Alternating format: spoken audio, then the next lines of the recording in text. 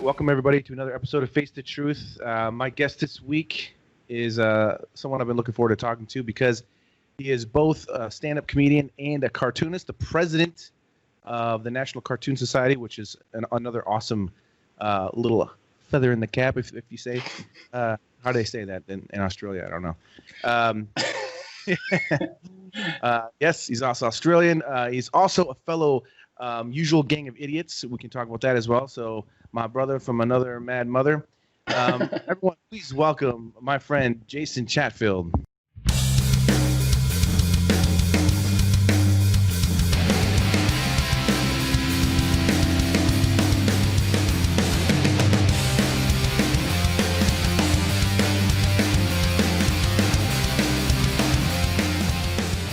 Hey, thanks for having me, man. It's good to finally be on.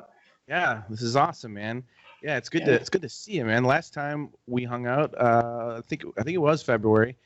At the Comedy Cellar, which was awesome. We it was right before world famous Comedy Cellar. Yeah. I was just thinking that seems like so long ago. You know? No, it does. Within weeks of you and I going down there to see, that was an awesome show too. Like that. It was like a Wednesday night, I think, and Wednesday nights are when they really get some heavy hitters in and a few drop-ins. But that night, I remember being a particularly strong lineup, and within weeks of that happening, all the gigs I had booked all the way through June just disappeared. Yeah. I was going to be doing Caroline's in April. That vanished. Yeah, and all the meetings, everything got nixed, and then every club that I usually worked just kind of sent out emails. Usually they send like avails emails every week and go, all right, what are your avails for the following 2 weeks, 1 week, month? And they just all dried up at the exact same time because comedy obviously requires people to be in a room close together, elbow to elbow, just laughing and drinking out of things and touching things. And it just overnight just vanished. Crazy. So weird, man. Yeah, it's very strange.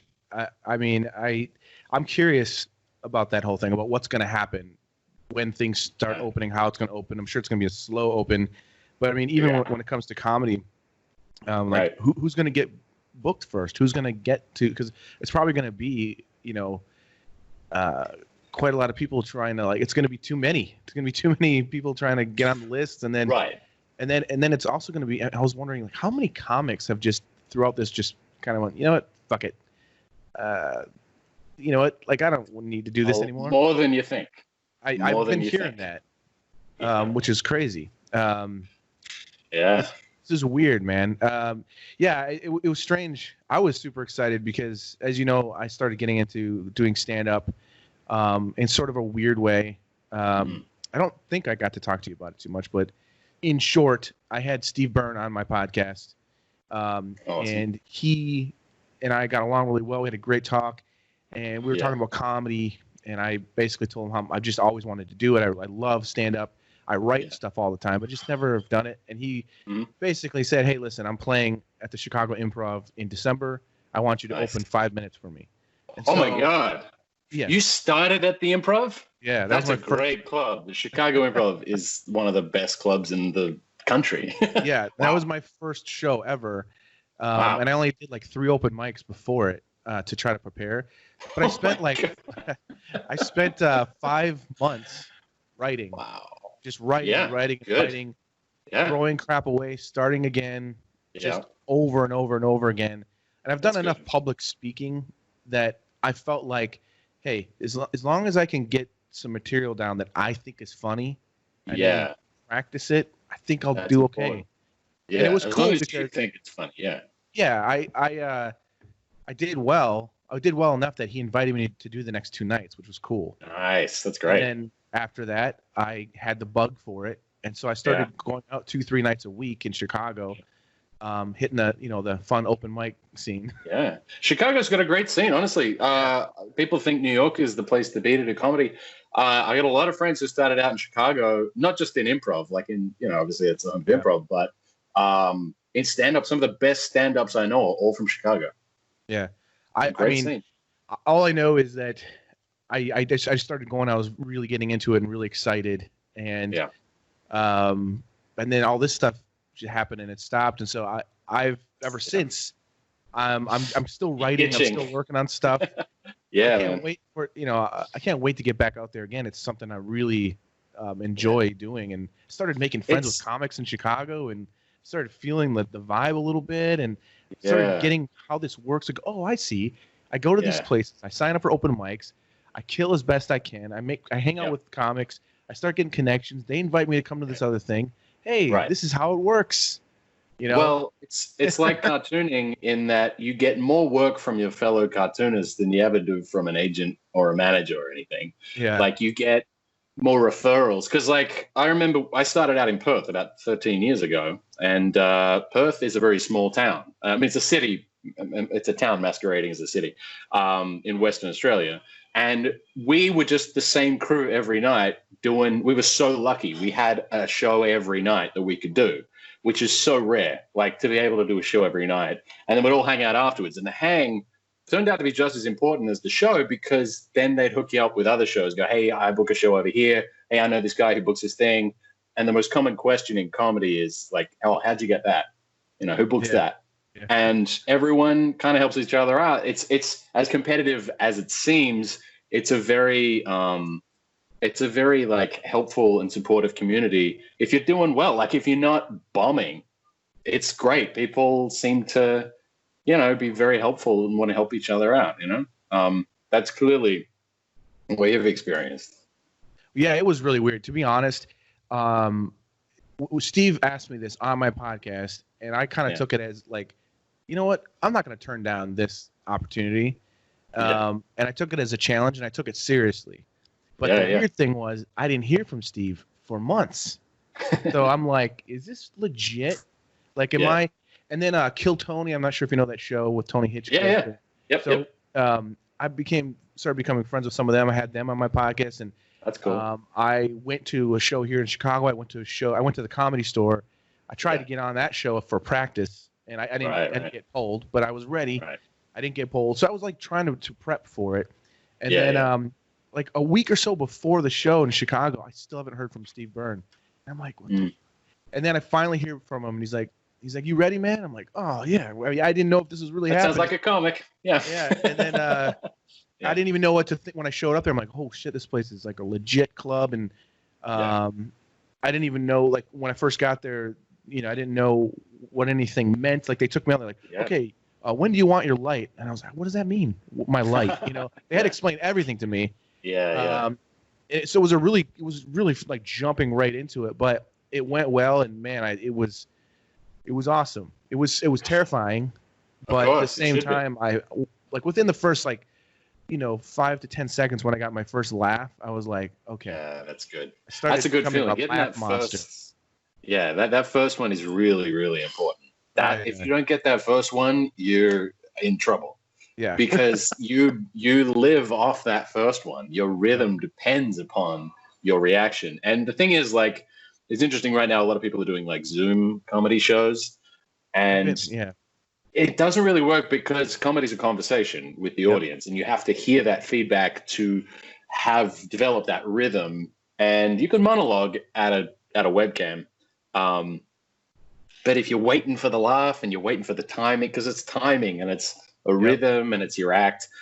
Yeah. And especially if you know a bit really well and you know the timing of it. And if there's a tag after the punch and speaking of, that's like, you were talking about esoteric terms like, light me at 2 or the tag and the punch and the beats and all these terms that just become a part of your vernacular after a while. And I realize how morbid so many of them are. Like if you're doing well, you're killing. If you bomb, you die. You're always dying up there. There's a lot of very like extreme language, and comics just like constantly try and make each other laugh by shocking each other with the worst possible thing that they can say. But there is a shorthand between comics, like artists. Like there is just this shorthand. You become very fast friends because you're like it's shared experience, and that terror that you were talking about, that fear, you have to have it. If you don't really have it before you go out on stage. Like you can be confident, but if you're not a bit nervous and afraid, then it's not going to go well. It's not going to go well. Dude, it was the best feeling, man. When I walked off that stage, back into the green room, I just couldn't stop grinning, man. That's great. Yeah, and then he invited me to do it again. I came back and did it again, and right. Yeah, it was a great feeling, man. And I just kept doing it, and I just, the thing for me, and this is a really good, I guess, segue a little bit, is that I find, for me with my art, that I've always sort of been a comedian in a way, as far as like I've always had like especially if you saw, maybe one day we'll get that chance. My style of comedy is a lot of misdirect, a lot of very dry and dark shit. Right. But it's just kind of who I am as a person. Yeah. And so I try to just be as real as possible. But my caricaturing and different things I think are reflected in the comedy. And I think the comedy is sort of like an extension of who I've always been. So it almost feels like it's more challenging to me than anything else right now. And I think it gives me sort of a more of a motivation and a direction to push myself in a place where I feel more vulnerable. Yeah. But I like it. It should. It should. Yeah. It should be an extension of yourself. Like, it should feel as honest as possible. You should feel like you're peeling back layers. Yeah. Right. And the thing is, people can tell when you're not being authentic. There is kind of a bullshit meter that people have in an audience when they know when you're putting it on, or when you're really kind of lying, or when you're phoning it in. Like when you've said the same joke 1,000 times, the trick is to try and say it as if you're saying it and coming up with it on the spot and thinking it for the first time. That's half the act, But then also, if it's not authentic to you and you're trying to copy Louis or you're trying to copy Jerry, people can tell. They're like, yeah, that's not really you. You're just trying to do an impersonation of whoever, So if it comes, that's great. That's exactly what you should be doing. You're cutting out years of figuring out your voice by just being. You've kind of already done that with your artwork, because finding a voice in comedy is like finding a style in art. And so you have to figure out what that voice is without just trying to be someone else that you really think is funny. And you said that the stuff that you're doing is stuff that you think is funny, which is so important, because when you start out, a lot of comics, they write what people think they think people will like. They're like, oh, people seem to be laughing at this. I'll write something about that. But they don't really find it funny. But they're trying to just like write what they see, Daniel Tosh or, someone they think is funny is writing. And it's like, well, yeah, but that's not you. That's not something you experienced. You can't speak from an authentic place. And so people don't engage with it. Just a crowd of strangers all together just know. There's an instinct. They just know that you're not being authentic. And that's the best comedy, is authentic comedy, I think. Oh, yeah, for sure. Yeah. I find, too, that it like one of my rules that I've made for myself is if I think it's funny, there's probably something there. Yeah. And also, it's got to be something true. Something I'm not just making up for just the sense of making something up. You know what I mean? I think there's definitely a place for that in comedy. You come up with a funny idea. But what I mean is like, something that just feels natural for me personally. Like what I've been doing is, hang out with a bunch of friends and we're just hanging out. And all of a sudden I just say something where they just all start dying laughing. I'm like, what the fuck did I just, why? Write that down. I write it down and then I go back. Oh yeah. Okay. That is funny. Yeah.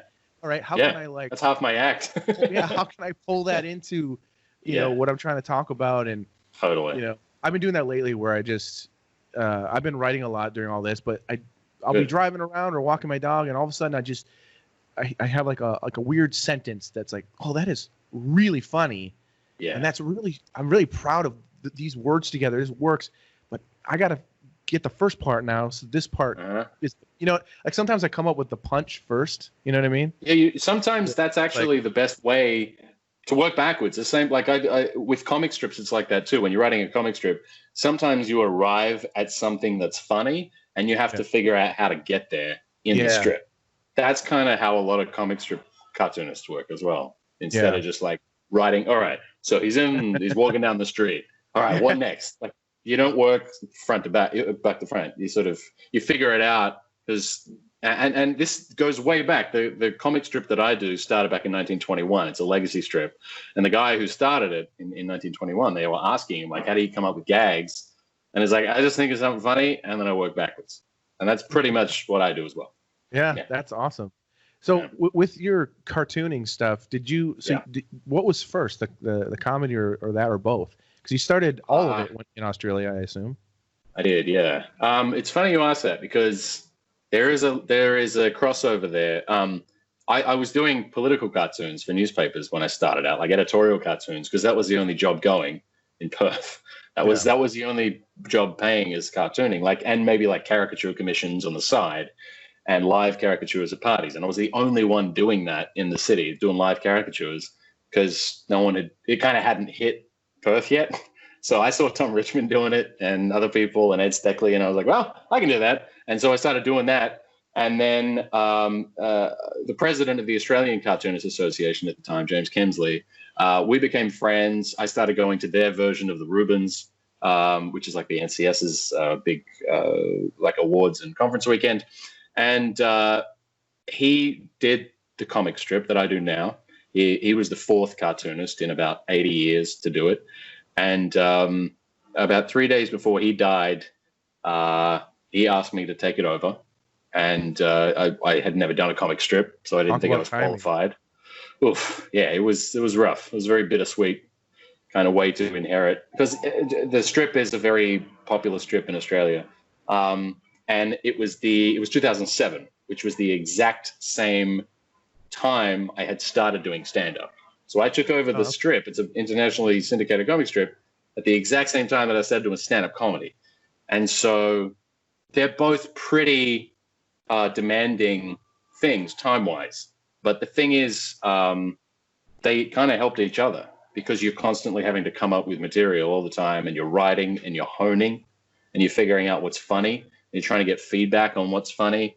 And so I use the stand-up as the gauge with the audience to figure out what my funny meter, what I'm writing in the strip, is that funny? And they're different audiences. Newspapers are 40 to 80, and the 18 to 34 were the audiences I was playing to. So I was like trying to figure out what was funny to different people. And they kind of were in tandem. And as I went, I moved to Melbourne, which is kind of the comedy capital of Australia. And they have a big festival every year, which goes for a month, big comedy festival. So you're on stage for an hour every night for 30 days. It's kind of insane. Yeah. It's a very fast. Yeah, you have to. You book the show. Holy shit. You book the venue, you do the poster, you do all the promo before you've written anything. And then you have a deadline. And you know what that's like. You just go, well, I got a deadline. I'm going to have to figure out how to do it. An hour of material. That's like... Yeah. How much time did you have to come up with that material, though? 6 months, about 6 or 7 months, which is getting up every night. It took me like that much to come up with 5 minutes. Well, the other thing is I'd been doing it, by the time I moved to Melbourne, I've been doing it for a little while. And also the festival shows are a little different. It's not like an act. It's not like a stand-up club act or a college act or a casino act where you're like, it's laughs per minute. It's tight. It's singing and singing. And it's like, it has a story arc, and it doesn't necessarily have to be laugh a second, laugh a minute kind of, it can be a little more storytelling or a bit of this and a bit of that. And so I was doing stuff where I was doing stand-up live, and then I was drawing, and I had pre-animated stuff that was projecting onto the easel, onto the pad on the easel. And so I would draw some of it, and then the rest of it would like come to life and talk to me. And so it'd be like antagonizing me. And I'd be like, what are you doing? It was almost like a ventriloquist for a bit. But it was kind of combining the things I had and just sort of making it funny. And every year I would do that festival every single year. And it's a very quick way to get better, because you have no choice. You've got an hour on stage. You better get good. That's crazy, man. Yeah. Wow. It's you call it. Yeah, I mean, that's how I first met you. It was like 10 years ago already, which is crazy. 10 years ago? What? Yeah, I got invited to go to Melbourne to the Stanley Awards. Yeah. That was it. Yeah, and that's gosh, I can't remember who was talking to me about you first, but you're gonna like this Jason guy. He does comedy and all this kind of stuff, and I think you were on. When I got there, you were actually on some TV show being interviewed. Oh yeah. And, it was like some kind of a thing, and I'm like, oh, this guy's pretty funny. But yeah, that was I can't believe it's been 10 years. It's crazy. That was my first. Actually, that was my first year as president of the Australian Cartoonists Association, and you were my first person I asked to come out as a guest. Oh, wow. So the year before, we'd got Tom Richmond out. I think Jules Faber was the president then, and I took over from him. I got you and Stan Goldberg out, the late Stan Goldberg, who did Archie. And that was a really, really cool thing because you were doing like kind of a masterclass, I guess, on drawing on the Wacom tablet. You had a big Cintiq. We got Wacom involved. We had the big screen, and you were like live painting and drawing and doing caricatures. And it was like everyone was like they'd never seen anything like it because we just hadn't had that before. And people still talk about that now. The guys down there. So that was awesome, man. Yeah, man, it was awesome. Yeah, I had a blast when I was there, man. And then I went swimming with sharks when I was there, and then I went skydiving. I don't know if you remember, I had this friend with me, and that's right. Yeah. I got there and they were like, "Is there something that you want to do that's really cool? Like, what kind of?" And I said, "Well, I really love sharks." And there was this, and like, "Oh, you can swim with sharks." And my friend's like, "What?" I'm like, "Dude, you're coming with me." So we swam with sharks, and then I told them that when we were leaving the shark place, they said, "Man, you guys really like adventure. Is there anything else you'd like to do? And how about skydiving?" And I was like, "Oh man, I've always wanted to do that." And my friend's like, "No, dude." And I told him, I said, "Listen, I tell you what, if I sell enough books." And I knew I was going to sell all my books. Yeah, totally. And I said, if I sell all my books, we're going skydiving. Nice. And he was like, okay. So he comes up to me because he was like manning my table or whatever. And he's like, we sold all the books. And I go, book it. And we did it, man. It was awesome. Where did you go? Where did you skydive over? It was in the Melbourne area, but it was like over like some kind of wine country. The Yarra Valley. Yeah, right. It was beautiful, and it was hilarious though because he went before me. And it was oh, wait a minute, was it him? Did he go before me? No, I went first. It was tandem skydiving. It was tandem. I went first. And I was having a blast. He went after me, but the funny thing is he landed first because and in my video you can see him in the background spinning like this. So when the parachute opens, they say, "Hey, do you want to take control of the things?" And I'm that's right. So you open it and you're just like you can feel every little turn. It's just amazing. But for some reason he pulled so hard on one side that he just kept spinning, and I think the guy with him was like, "Oh, this is what he wants." And so you can see him just spinning the whole time, and he got so sick. God. He said everything turned into black and white. He couldn't see, wow. And he threw up and everything. And that's not uncommon though. I did it. So Sophie, my wife, booked us a skydive in I think it was over like Wollongong or somewhere out near Sydney, and it was over the ocean. And I was freaking out because I was like, "Oh my God, I'm going to land in the ocean. The sharks are going to eat me." And same thing happened. She's very light, and she went before me, and then I went after her, and I just went, I just passed her. And when the parachute opened, by then they don't tell you this. I don't know if they told you this before you jump, but your ears, because of the pressure equalization, the different pressures in the atmospheres, your ears kind of pop. Yeah. And they didn't tell me that. And so I was freaking out because my ears really hurt. And I was like, crap, I can't hear anything. And then he was trying to tell me, hey, take the things. And I'm like, what? I'm like yelling. And then I grabbed him and I'm like, what do I do? Like pumping him. And he's like, don't do that. Don't do that. And I had the same thing and I felt it. And so obviously I landed before she did, but then I just threw up everywhere. Oh, really? And they said, that can happen. It's an adrenaline thing. But I was like, nah, I think I blew it with the pumping. Yeah. Well, I would do it again. I think I'd do it again. Oh, dude, I was high for like a month. Just like I was just so much adrenaline. Yeah, dude, it was amazing. And like the craziest thing was, I remember just flying through the air. It was the best feeling in the world. It was just amazing. And I don't know about you, but like, so when the parachute opened, I forgot that was going to happen. Like I was having so much fun flying. I never thought about the parachute opening, and all of a sudden it's open. It's just like you're like, oh, And then I was kind of bummed a little bit that the ride was over because it didn't seem very long. But two things happened. The first one was they say you can take your glasses off when you're just hanging there. I've never seen so clearly in my entire life before. It was like hyper eyesight. Like it just I don't know if it was just your brain is freaking out, but everything was so crystal clear and amazing. Yeah. And then that's when I started feeling nauseous though, because I'm not afraid of heights or anything, but just that the slightest move when you're hanging there is just like, oh, like how many G's are being, that G force. So I definitely had that. Like I'm ready to get down now. I wasn't afraid. It was just like, this is making me feel sick, man. Just like they should give everyone a bib before you go up in the plane. Just give everyone a little bib. Just like, all right, you're gonna throw up. You know this, right? Yeah. Don't eat. It was so much fun. And then like we didn't tell our wives that we were doing it. It's my ex-wife now. Good move. That's not why, is it? Yeah. No, that would have been a way funnier reason. But it was funny because we got back and my wife didn't care. She thought it was cool. But my friend's wife, as soon as she found out, she's like, Brian! Just starts smacking him and stuff. Just starts hitting him over. Yeah, you don't have life insurance.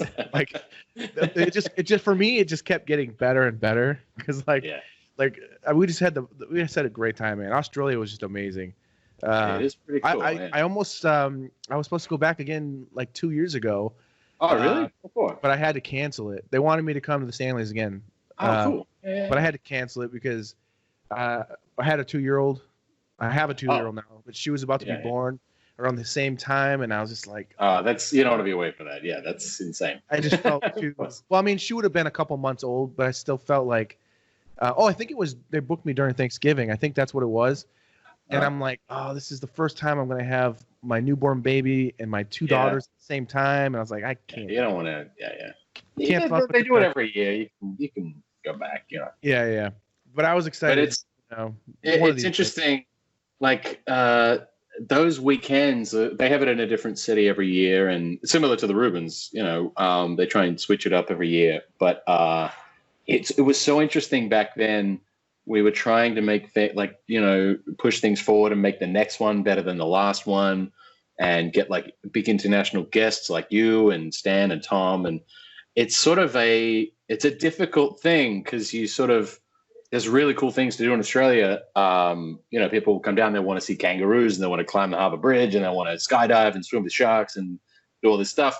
But we're like, hey, do you want to come and sit in a room with a bunch of cartoonists for a few days? And just, which is fun. It's great. But it's like, but there's sharks out there, and there's kangaroos. Can I go?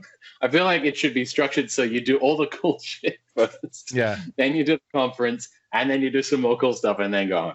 Yeah. I thought it was great, man. I had a blast hanging out with everybody. It was so much fun. Yeah.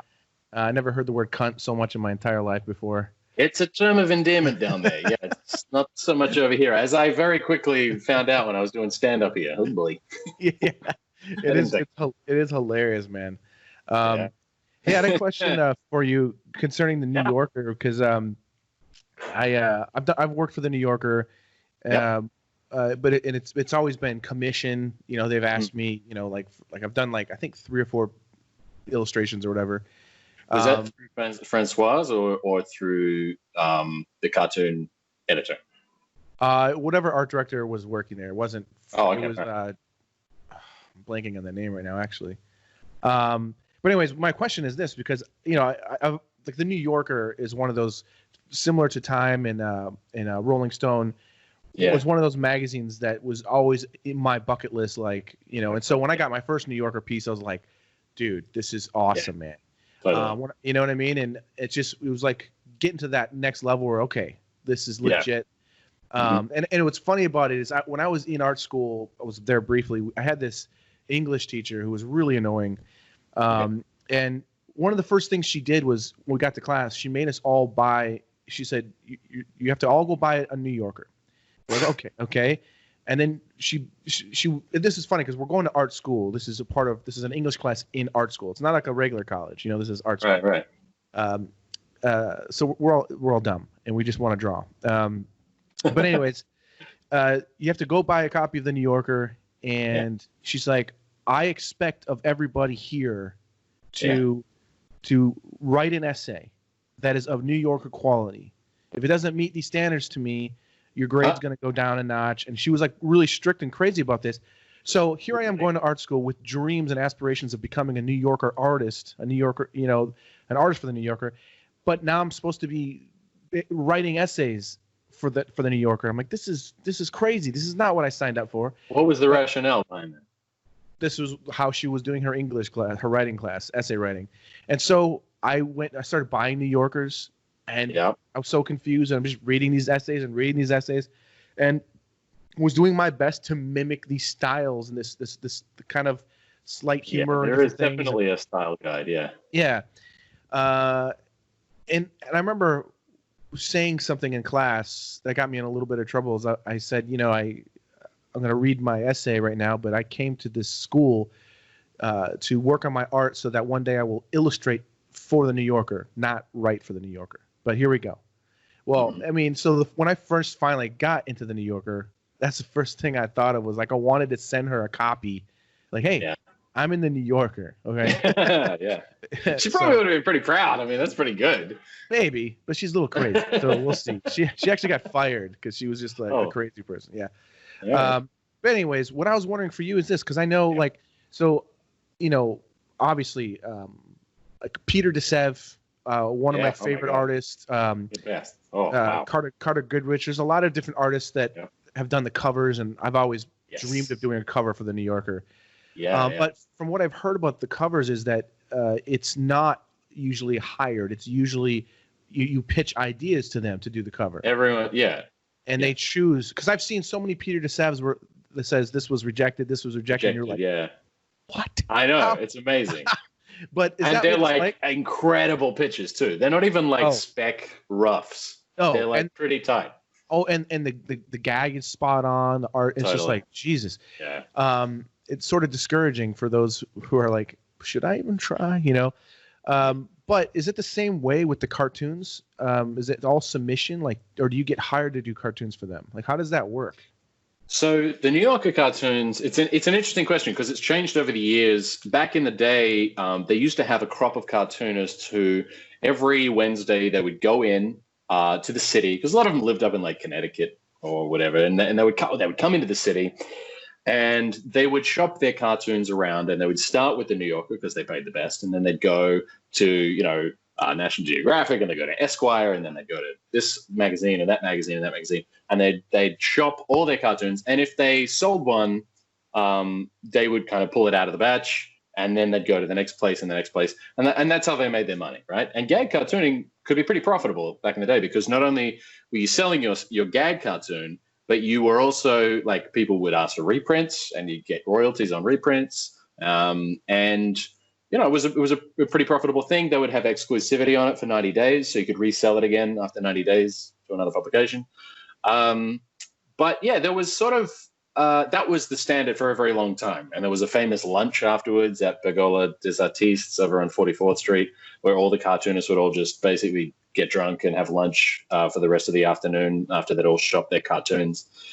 And then over time, that kind of changed. And cartoonists would get hired to some people would just write gags. So they didn't draw the cartoons. They would pitch gags, and then they would get the cartoonist like Peter Arno or someone like that to draw it up, or like Charles Adams or something like that. So that was for the longest time. That was kind of, they would have cartoonists who pitched cartoons, but then they would also get cartoonists to draw up other people's ideas, other people's gags. And then it just kind of moved away from that over time. You had different editors come through. Lee Lorenz was a really great editor and a fantastic cartoonist.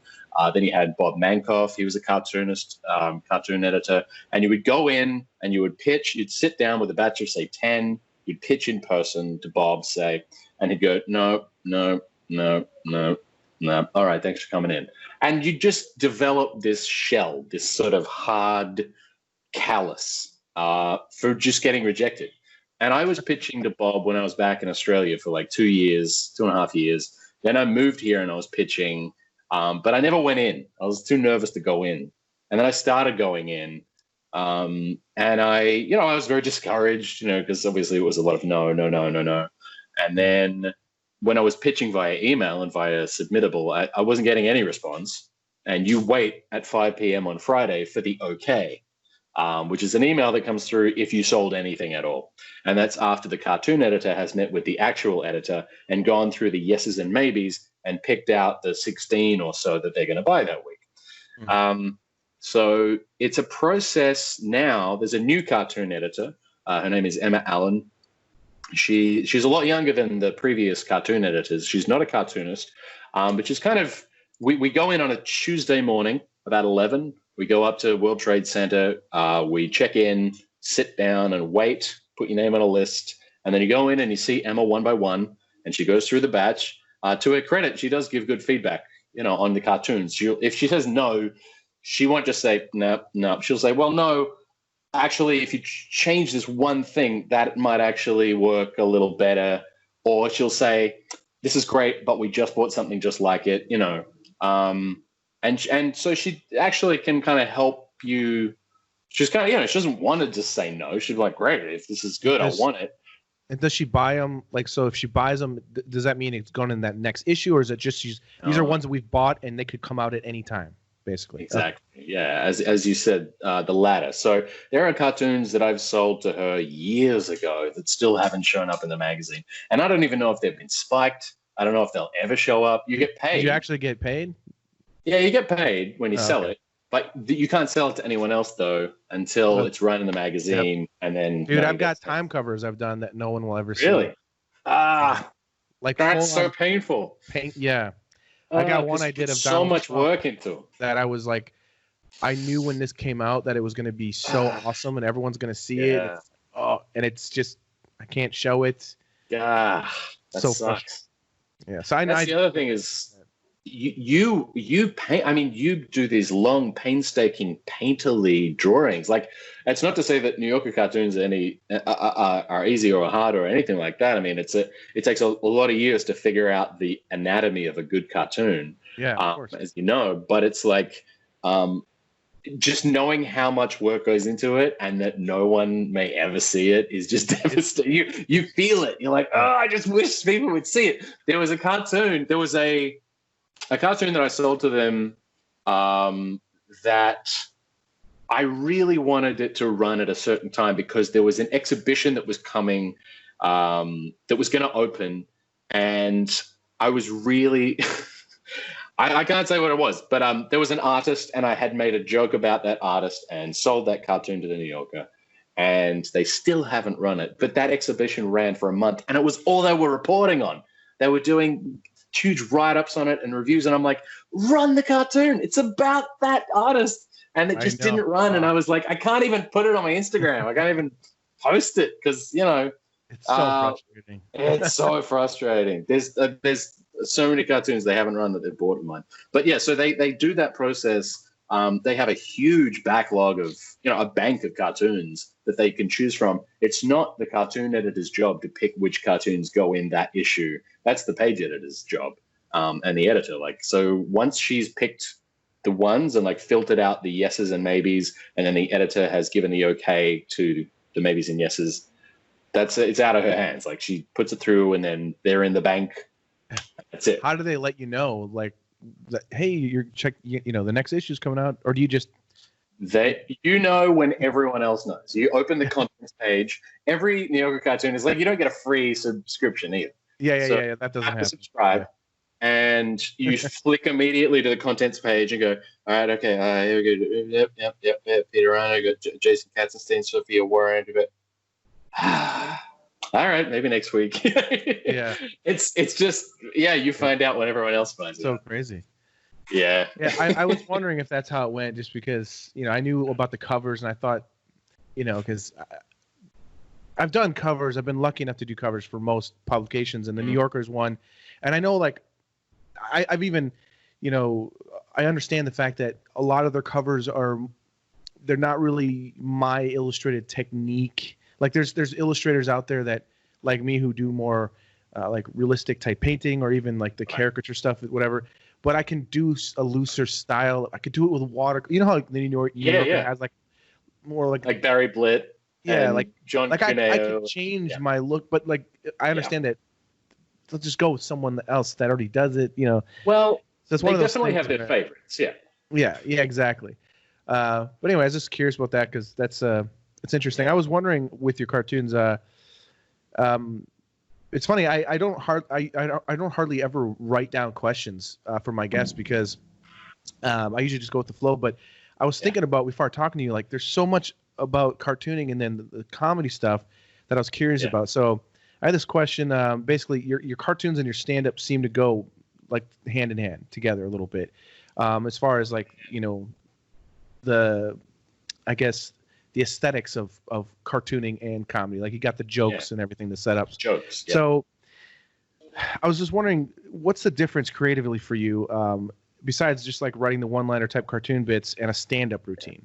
And do you ever like mix up those two things together? Like yes, stuff that happens in your stand-up, put it in a cartoon and so on. Mm-hmm. It's an interesting question. I do a podcast with another comedian friend of mine called Scott Dooley. He's an Australian comedian who also lives in New York. And the podcast is called Is There Something in This? And it started because we used to hang out at a bar every Monday, just drink beers and pitch ideas at each other for like, oh, is that a cartoon? Is this a bit? Is this a joke? Is this a comic strip? Like, what is this? Yeah. And we would sit there because the bar that we went to would have a copy of the New Yorker there. And we flick through and go, yeah, that's pretty good. That's good. Oh, that's funny. Oh, they could have done it this way.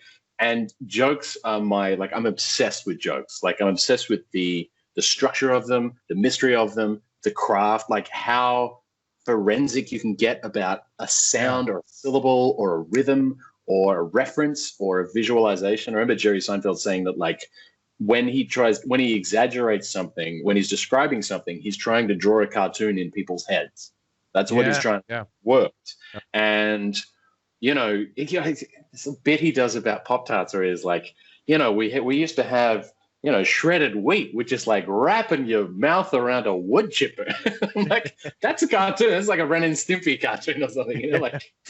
There are words you can use that elicit a certain something in the brain that you'll never perfect it. That's the thing about comedy, and I guess cartooning as well, is it doesn't matter how good you get. You can get to the Sergio Aragones and the Al Jaffe's of the world and the Jack Davises and all the mad kind of the paragons of the demigods and the pantheon of the usual gang, but they were still working it out at that. They were still fine tuning this gag and that vision, like, and that bit of chicken fat here. And same with comics. Like there's comics I know here who've been doing it for decades and decades and decades who are still finessing the delivery. Oh, what if I do that? What if I do this gesture when I say that? Or what if I take a beat right before I hit this syllable?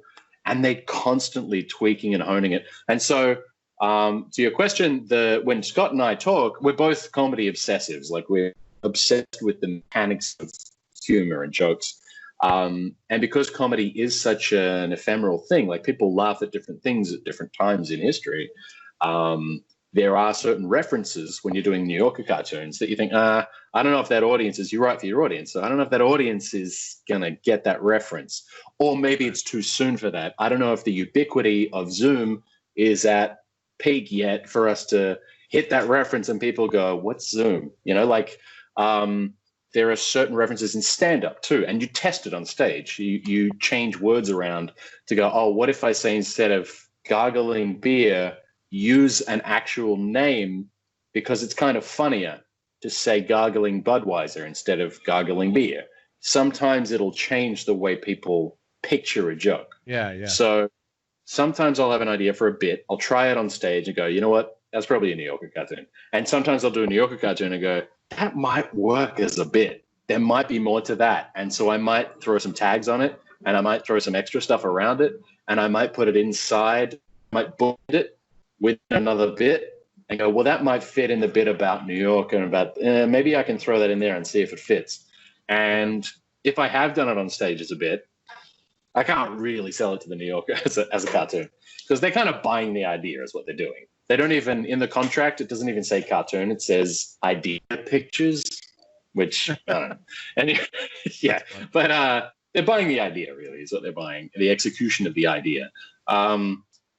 Yeah, so definitely there is crossover because jokes exist on a medium that it works best at. You know if something's a bit. You know if you can make something a bit because you're able to animate it with a facial expression or with a voice or with an act out or with you said you're using misdirects. You can use misdirects in cartoon gags, right? Like if a caption under a cartoon, a New Yorker cartoon, starts a da-da-da-da-da-da, and then you do a misdirect, it has the same effect as if you do it on stage. Difference is on stage, you have way more control about when you reveal a word. When people skim through a caption, you don't really have that much control over how fast they read it. The only thing you have control over is the minutia of where you put certain words in the sentence. And as you probably figured out, I love that the word has to go at the end if it's a reveal. I watched recently this 7 minutes you have up at Gotham. And I love the intro. Just watching the intro when you're talking about coming to America, and you're like, I love America, and you're going on, and I love America, and but I can't remember exactly right now, but you say something. I say, how great is America, and people give it up, and I go, how great was America? Because I feel like, and then there's they hear was, and then That's the bit though. Is see what the thing that I've been learning myself about it is it's like the words are just words. Yeah, totally. But you can say it and I can say it in two different ways. But just that pause in that one spot, and then that word, the following word that quickly after changes the whole thing completely. I mean, It's interesting. It's something I've been having a lot of fun with, and I've been realizing that the silence is something that for me, the pauses and for just a little bit longer than what people say, and then you just kind of just that little pause can be so strong and so powerful and so funny. It's like I barely even said a word here, but you know exactly where I'm getting at, and that is just as good as saying something. It's amazing. One of your previous guests, Kevin Nealon, is very good at that. He knows when to hold off on something, just give it a little bit more oxygen, and then sometimes what you can do is actually, and you got to be brave to do it because you have to. I say brave, I mean subjective, but to stand on stage and give silence instead of filling the air it takes a bit of courage because you don't know how it's going to go. They might not laugh. But if you do a tag or a bit or something where there's the punch and then you just hold it a little bit longer, sometimes there's like a second wave of laughs. That's what I've been... You don't know that that's coming the first time you try that. I don't know if you I think on Instagram I shared just the end of one of my sets. I don't like to share too much online right now because I feel like I've got so much to learn. I'm at the beginning stages anyways, and but it'll probably evolve too. And I got such a great reaction that I wanted to share the end. And basically, the ending of it was that at the very beginning of this bit, I start talking about Bill Cosby. And as soon as I say Bill Cosby, the entire place goes, "No, don't go there." Like, oh no. There are certain words that trigger an audience, and they're like, "Don't do it, don't do it." And then I held that pause, and then I went and as soon as I started talking again, they're like, "Oh, he's doing it." And then once I delivered it, though, I got the greatest response because I totally misdirected him. It was a great feeling because you did that in Chicago. Yeah. And it was great. I have it on my Instagram. It's only like 30, 40 seconds, but the laughter, it was so great. It was such a great feeling. Yeah. And then I let them laugh until they stopped, and then I was like, "Thank you very much." And then I got another big laugh. That's great. Because it was like, "What's going on?" But like when you brought up Kevin, it's funny because him and I became pals. And I've been talking to him about art and so on, and he knew about this show I had to prepare for, Yeah. And so I was sending him like little bits that I was writing and just like, what do you think? And he was always very honest. He really was, just like the main thing he said to me had to do with timing was, don't be afraid to wait for the laughs. Yeah. But your instincts tell you to be afraid. Yeah. Just say your material. The material's good. Say the material, work on the timing of it, and just wait for that laugh, soak it up, then go to the next thing. Right. And that was really, really, really awesome because when I got up good advice. With that audience, all I had before that was a few open mics in front of just comics, which are the worst to practice in front of. The worst litmus test for comedy in the world is a bunch of angry comics who are just waiting to go on. Yeah. They're looking at their notes, they're looking at their phone. Exactly. And you say like something that you think is great, and you see a bunch of them go, like that's. You know what though? Can I say some of the best laughs that you'll get are when you do a really good bit in front of comics and they go, "Yep, that's good." Yeah. Like they will. The biggest compliment a comedian can pay you is not to laugh at your joke; it's to go, "Fuck." Yeah. Yep. That's good. That's the thing I started realizing because when I did the real show in a club, it was, I mean, I worked really hard on the material and I was just blown away and so excited because every single place that I orchestrated a laugh, I got one. Yeah. And then, so it was almost like I knew, it was like a puppet show. That's fantastic. You're going to laugh here. You're going to laugh here. And then I got like bonus laughs. And so I was like feeling so great. How did you get those? Just places I didn't know was going to be funny. Yeah. Like that's really interesting that you say that. I don't want to cut you off, but that's a really important thing that comedy can't be practiced in a vacuum. It's a part of the tragedy of this whole situation is that you need to practice on stage. You can sit with a yellow legal pad and a biro all day long and write as much comedy as you'd like. But until you take it on stage and you get those accidental or bonus laughs, or you find out that a bit didn't land the way you thought it would, but they laughed at the setup more than they laughed at the punch, or exactly. The tag that you figured out and it came to you on stage as you were thinking of it, that's the only way to write comedy, to perform in front of an audience. There's no shortcut to that. Yeah. And you've clearly figured that out pretty quickly. You're figuring it out a little quicker than most. Well, it's interesting because it's like I had such a great time doing it for, like, I call it like just a real show, real people. And then after that, I mean, my first show was a huge show with a big headliner, which is, I understand how strange and how comics work for years to get that opportunity. So I was taking it seriously, but then I go from that to open mics to rooms full of comics. But the cool thing is I went to doing that with a lot more confidence. And I'm 42 years old. I've experienced a lot of things. I don't really care what you think. I don't have that. Like I'm more in front of a bunch of open micers. I kind of feel like, you know what? I'm gonna just play. I don't have any shows coming up, so I'm just gonna go and just puke out my ideas and see what works and have fun with it, and ham it up as much as I can. Like I want to be good at it. And I've noticed that I've been going to these rooms. There's a few places I really like that I've been going back to. And now it's like, well, before this started happening, it's like I start feeling good because, wow, I'm getting the comics to laugh now. When that starts happening. That's a high level. That's good. That's what it starts feeling good. Like, okay, I'm getting the comics to laugh.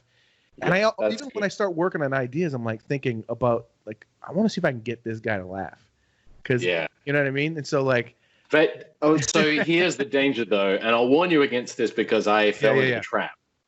When I first moved here, I had about an hour and a bit of material that was working for me. And I built that up over 7 years, right? And I started getting up around the city at mics and then a bar show here or there. And it wasn't really hitting. It wasn't really, I knew the bits really well and I knew how they landed in Australia. They weren't really working the same way here. And so I started changing some words and things and I was getting a little bit more, but it really wasn't.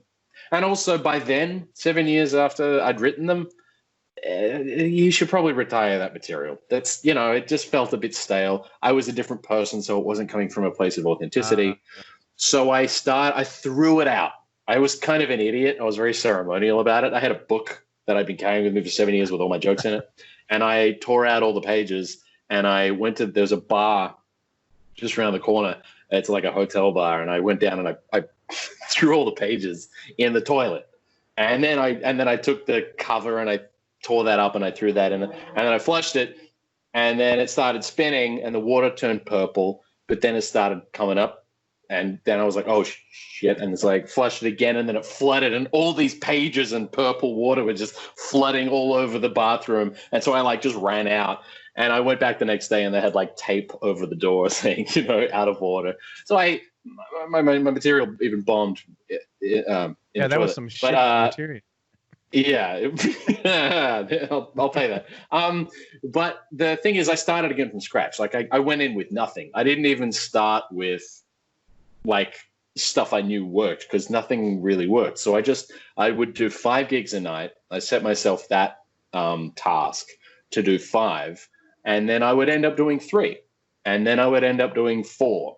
I tried to do 5, and I'd end up doing 3. But in doing so, by even falling short, I was still doing 3 to 4 gigs a night, whether they were spots at bars, whether they were little guest club spots, or if they were just mics. I would count a mic as a spot because I was still doing material.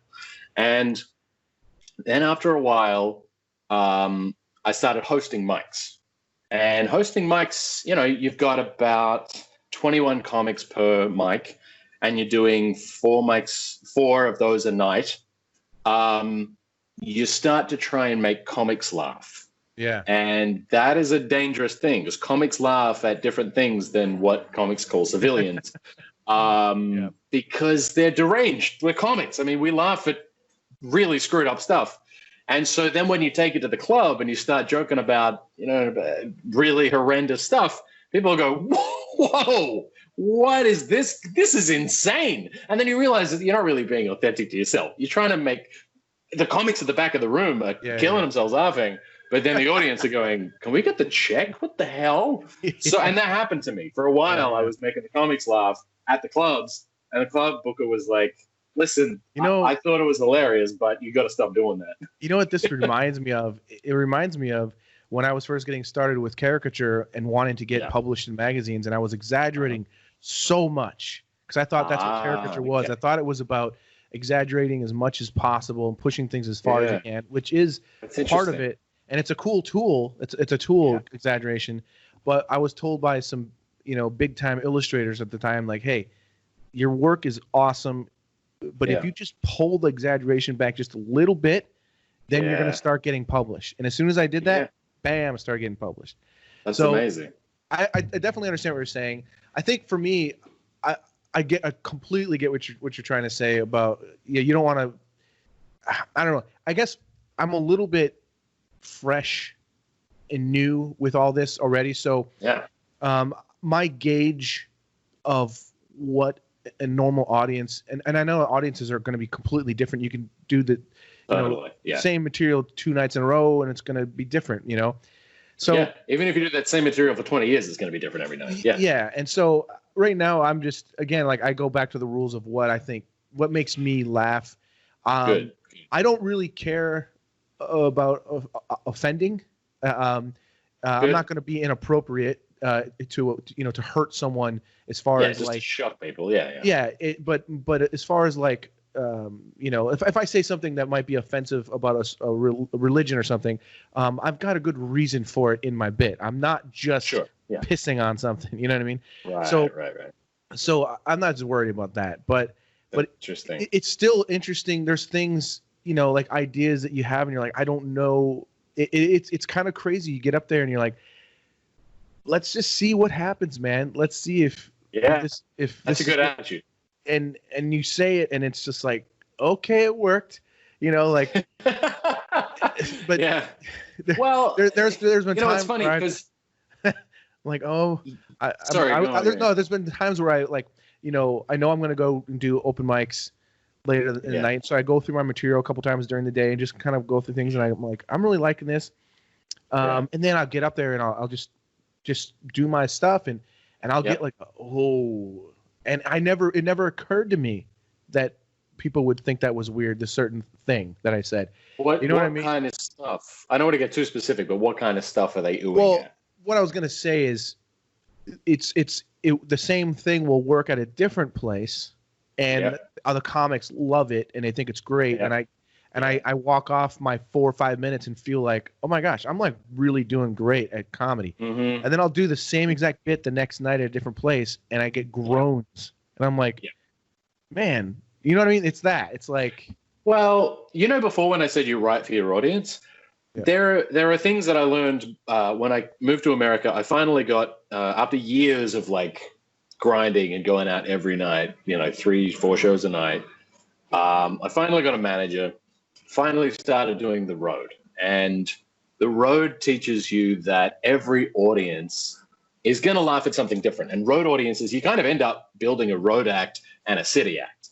For the most part, there's certain things you change because every audience is going to be different and their points of reference are different. And the way that an audience sort of is cohesive is different. Like when I was playing, I did all of like, I'm in New York and I felt like I was in a bit of a bubble in 2016. So I went out with another comic and we did Indiana, Missouri, Kentucky. We did, we did Muncie, Indiana. We did Russellville, Indiana. We did places where you can really get people's hackles up if you're offending certain things. Yeah.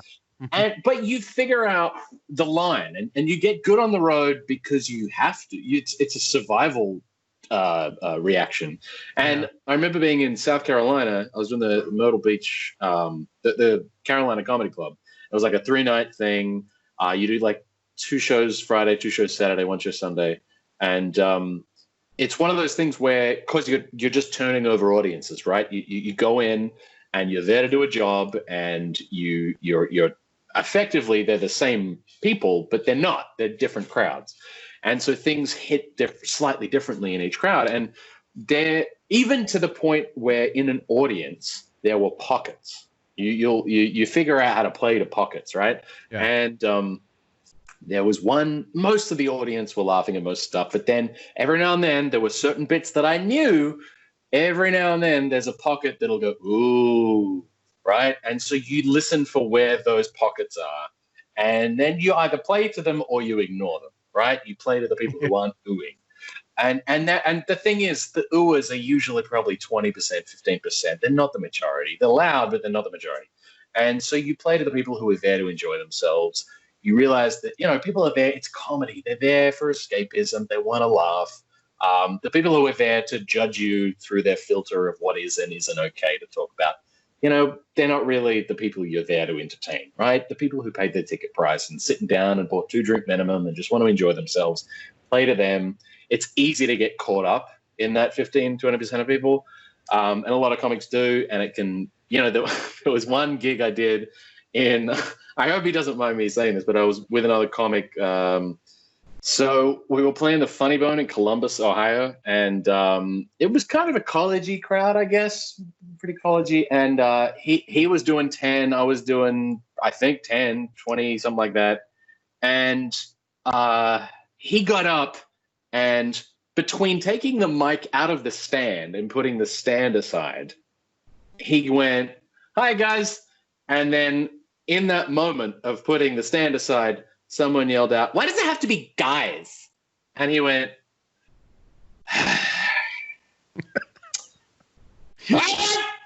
he just snapped. And the rest of his act just went in the toilet because he just laid into her. It did not go well. And it's hard because you want to tell that person, really? I haven't even started yet. You're going to pick up on that? Hi, guys. Anyway. Did your Australian ever come out? Like, yeah, fucking mine. You just start going crazy. Never ever. No, you don't want to see it. No, it's like you wouldn't like me when I'm angry. Get a dog up your mate. Yeah, get a dog up your mate. I'm always Australian. So it's one of those things that I had to tune out a little bit because, and not be tone deaf, but be aware that there's always going to be a percentage of people who like, and you see the body language, you see them, and you're like, I'm not playing to you. I'm playing to the people who actually are enjoying it. I used to do casinos, and casinos, your job is to keep the people in the room and keep them at the venue. You're not really there to give them the best show in the world. That's a bonus, but really they're paying you to keep the people there. So your act is, it's about 30% crowd work, really. It's like, hey, what are you doing over here? Well, you try and engage people and stay in the room, right? Instead of monologuing at them. And there are those things, like you were saying, you have bits where there's going to be maybe an ooh at certain audiences. You just figure that out. I have a bit that I did for years that was so inoffensive. And if I will admit that it's a bit of a hacky bit. It might even be in that video that you mentioned that I did at Gotham, the tape from Gotham, which was I went to China recently. Red flag. I went to China. Oh yeah, very oppressive place, China. Very oppressive. They have a very popular TV show there. It's called So You Think You Can Think. And then it's true. Google it. They can't. Anyway, so that there's like 3 laughs in there that I know that I can rely on, which are red flag, which I bury, and then so you think you can think, which is a misdirect, and then the tag, which is Google it, they can't. That used to just always just get a reliable bam, bam, bam, and that would get me to the next joke. It wasn't an A joke. It was like C material that would get me to the next bit. And now I say China, and people immediately go, "Oh, what's he going to say?" And as soon as they hear it, it's like they hear China, and then that's all they hear. And then I went, I talk about, so you think you can think, and they go, "Oh," and I'm like, well, think about who the target of the joke is. The target of the joke is the oppressive dictatorial regime in China, right? We're making fun of the oppressive government, not the people. The people are the heroes in this joke. Yeah. The target of the joke is the oppressive, regime. And then when I say Google it, they can't. I'm not making fun. I'm saying it's a horrendous thing. People should know about, these situations. So people kind of ooh at the wrong thing sometimes. They just hear a word and then they shut down because they think, oh, he's talking about China. He's not allowed to talk about China. He's not Chinese. Like there's a lot of strange. There are things that people very rightly should be offended by. Not that it should mean anyone gets cancelled, but they should be offended. But then there are things that it's like you can be offended by that. Couscous. He said couscous. Which, by the way, I'm told in Israeli means the same thing. Exactly that. Yeah. That's so funny. I didn't realize until I did that bit. Someone came up to me because you know what it means in Israeli. I'm like, whoa, hang on. No, in Hebrew. I didn't know. I had no idea. It's crazy. Like, I mean, I've just barely. I feel like a newborn vampire in all this, and I want to claim as many laughs as I can. It's like giving me energy in life, and I love it. Compulsion. Yeah, and the Cosby bit relies heavily on the fact that he's raped people. Right. And it's not making fun or light of the victims. It's bringing out how terrible he is and how we just this happened for so long right in front of us. What a terrible guy. So I'm making fun of how terrible he is. But I received my first, shall we say, college crowd type, anger from that bit. Yeah. Like, you're making fun of victims and victims and all this. And it's like, it's so crazy because at first I was like, no, you don't understand. And then I had a friend of mine say, hey, just let it go, dude. It's a very, very funny bit. It just keep going with it, develop it. Just, So there's a lot. I realize a lot to learn. That's, again, one thing I love about this. And I'm really having a great time talking with you about this because you've got a really good way of explaining, I've talked with a few comics about this, and,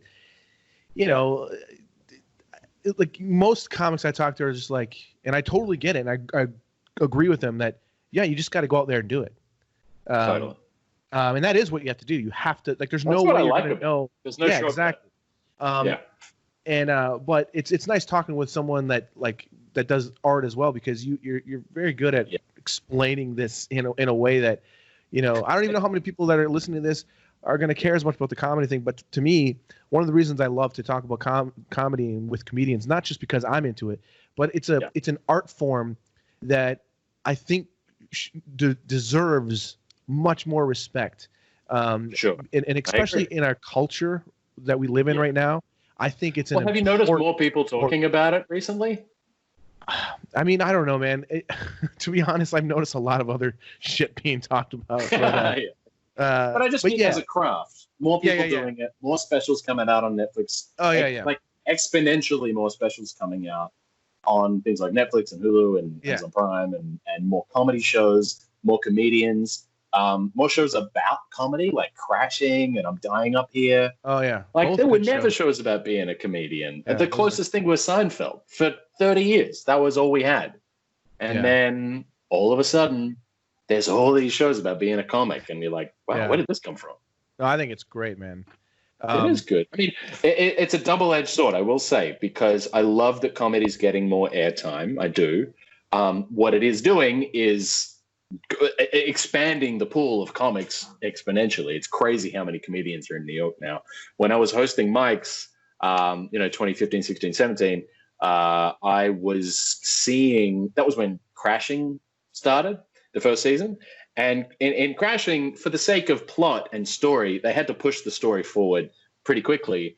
Mm-hmm. So instead of him doing years and years of grinding and mics and shitty shows and bar shows, the road, and they had to just kind of get the character ahead. So within 2 episodes, he's opening for Artie Lang. He's staying with Sarah Silverman. He's doing warm up for Rachel Ray.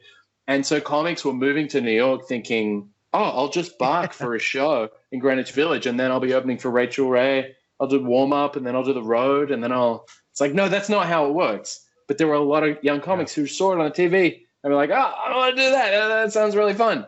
And then they come here and they get disillusioned because they realize that takes like years and years and years of practice and dedication. And out of all those thousands, at any given time in New York, there's about 10,000 comedians. That's the general number, right? And out of those 10,000, there are about 7 or 8 clubs that are operating every night, maybe doing 2 to 3 shows. In terms of the Comedy Cellar, 4 to 5. So there are only so many spots to go to those 10,000 comedians. And out of those 10,000, about 75 are like the A-level, and most of them are on the road. And the ones who aren't on the road are doing the club spots. And the thing is, the numbers are the numbers, right? So when you've got a glut of comics and not that many clubs, there are a ton of bar shows that pop up and disappear when the bars close. But there has to be a critical mass. And when the coronavirus hit, as you mentioned, a lot of comics or people who were starting out doing comedy, they had the bug, but the bug dissipated. And then the comics who were like the unfortunate souls who can't do anything but comedy, and it's in their blood, and it's a compulsion like a vampire. They have to get the next hit. They have to get those kind of surviving and hanging out, and they're writing and they're pitching bits and they're shooting sketches and they're just doing anything they can to get that next hit. And Sarah Cooper's a great example. Sarah Cooper is a comic here. She's fantastic. We did a few shows together in the city, and I remember watching her act, and her act is amazing. And then she started dubbing over Trump's press conferences, like lip syncing them on Twitter. And it went crazy viral. She was on Ellen yesterday. Like she's sort of found this thing that just is, it's satisfying that urge for doing comedy and that niche, and great. that scratching that itch for her. And she deserves it because she works her ass off at these things. They're like 20-second clips that take 5 hours to make. And that should kind of be, as far as ratios go, that's comedy. Comedy is tons and tons of work that you only see 20 seconds of. That's comedy. Oh, totally. Same with art, yeah. Yeah, no, I mean, it is crazy. Like I've noticed, like for me, I'll think of something that I find the idea is really funny. And like I've done the thing where I work backwards, and I will write so much where I'm like thinking, man, there's a lot of funny stuff in here. And by the time I actually get to the point where I'm ready to go to do a mic, it's gone from like this to like maybe two sentences. Like, that's all. Chiseling that's away at the marble. All that left is that like, little thing. Because I start realizing, wait, that's not important. This isn't important. What am I? You know. But that's part of the process that I enjoy, though. I enjoy that, trying to figure it out. That's interesting that you enjoy it, because some comics don't want to kill their darlings. They want to use every word they've written because they don't want to kill anything. You're an artist and you're used to being art directed, right? And so you have to, whether you like it or not, you have to get used to killing your darlings. You have to get used to, whether you think a piece is perfect or good or bad, whatever, you have to do what services the function that art is going to do. That's unique to you, I think, because you've had a lifetime now of that experience. You've had a career of having to not be precious about your material. That's not common. A lot of comics take years to figure out that they have to kill the bit.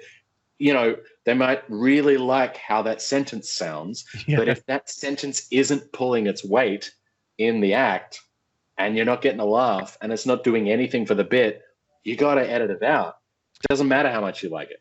Well, I think part of it is I feel like I don't have that time. Like I didn't start getting into comedy till like now, and I realize it's not really an age game. But most comics that are around my age have been doing it for 20 something years, and so I'm just. And here's the thing too is when I first was getting into this, I talked with Marlon Wayans, and he told me that. Like I was having a conversation with him about comedy stuff, and he said, or I said to him, like, I don't have any grand illusions of becoming this huge comic and having a Netflix special. I'm just doing it because I love it, and that's the reason to do it. That's the only reason. But he told me, he's like, what the fuck are you doing this for, man? You're wasting everyone's time. He's like, no, man. You gotta be on the stage. You gotta have this. He's like, you gotta think, I'm gonna have this Netflix special. I'm gonna do this. I'm gonna do that. And I was like thinking, like, I'm 42 years old. I've got 3 daughters, number 4 on the way. I've got a professional career as an artist that I'm very happy with, and I'm focusing and working on that as well. Yeah. I just want to get out, to go to clubs, and make people laugh. Yeah, for me, that's a good reason to do it. Yeah. The thing is, I understand that mindset that he's telling you, and there are different kinds of comedians, as you well know. There are the comedians who want to get that special, get that sitcom, and get that thing, and that's great. And the people who get those things are the people who want it the most. But a good reason to have a career in comedy, I feel, and I think a lot of comedians feel, is that you have the compulsion to do it because you love doing it, right? Yeah, exactly. There's a great movie called Comedian. In 1998, Jerry Seinfeld made it. And it's him versus, I say versus. I know what you're talking about. Shows the story of him and Orny Adams. So uncomfortable. It's very uncomfortable to watch, but it's a perfect analogy for what we're talking about, because there are the comics who want to get that special. Like, I mean, the Wayans brothers are hilarious, and they've done. Marlon Wayans is Marlon Wayans.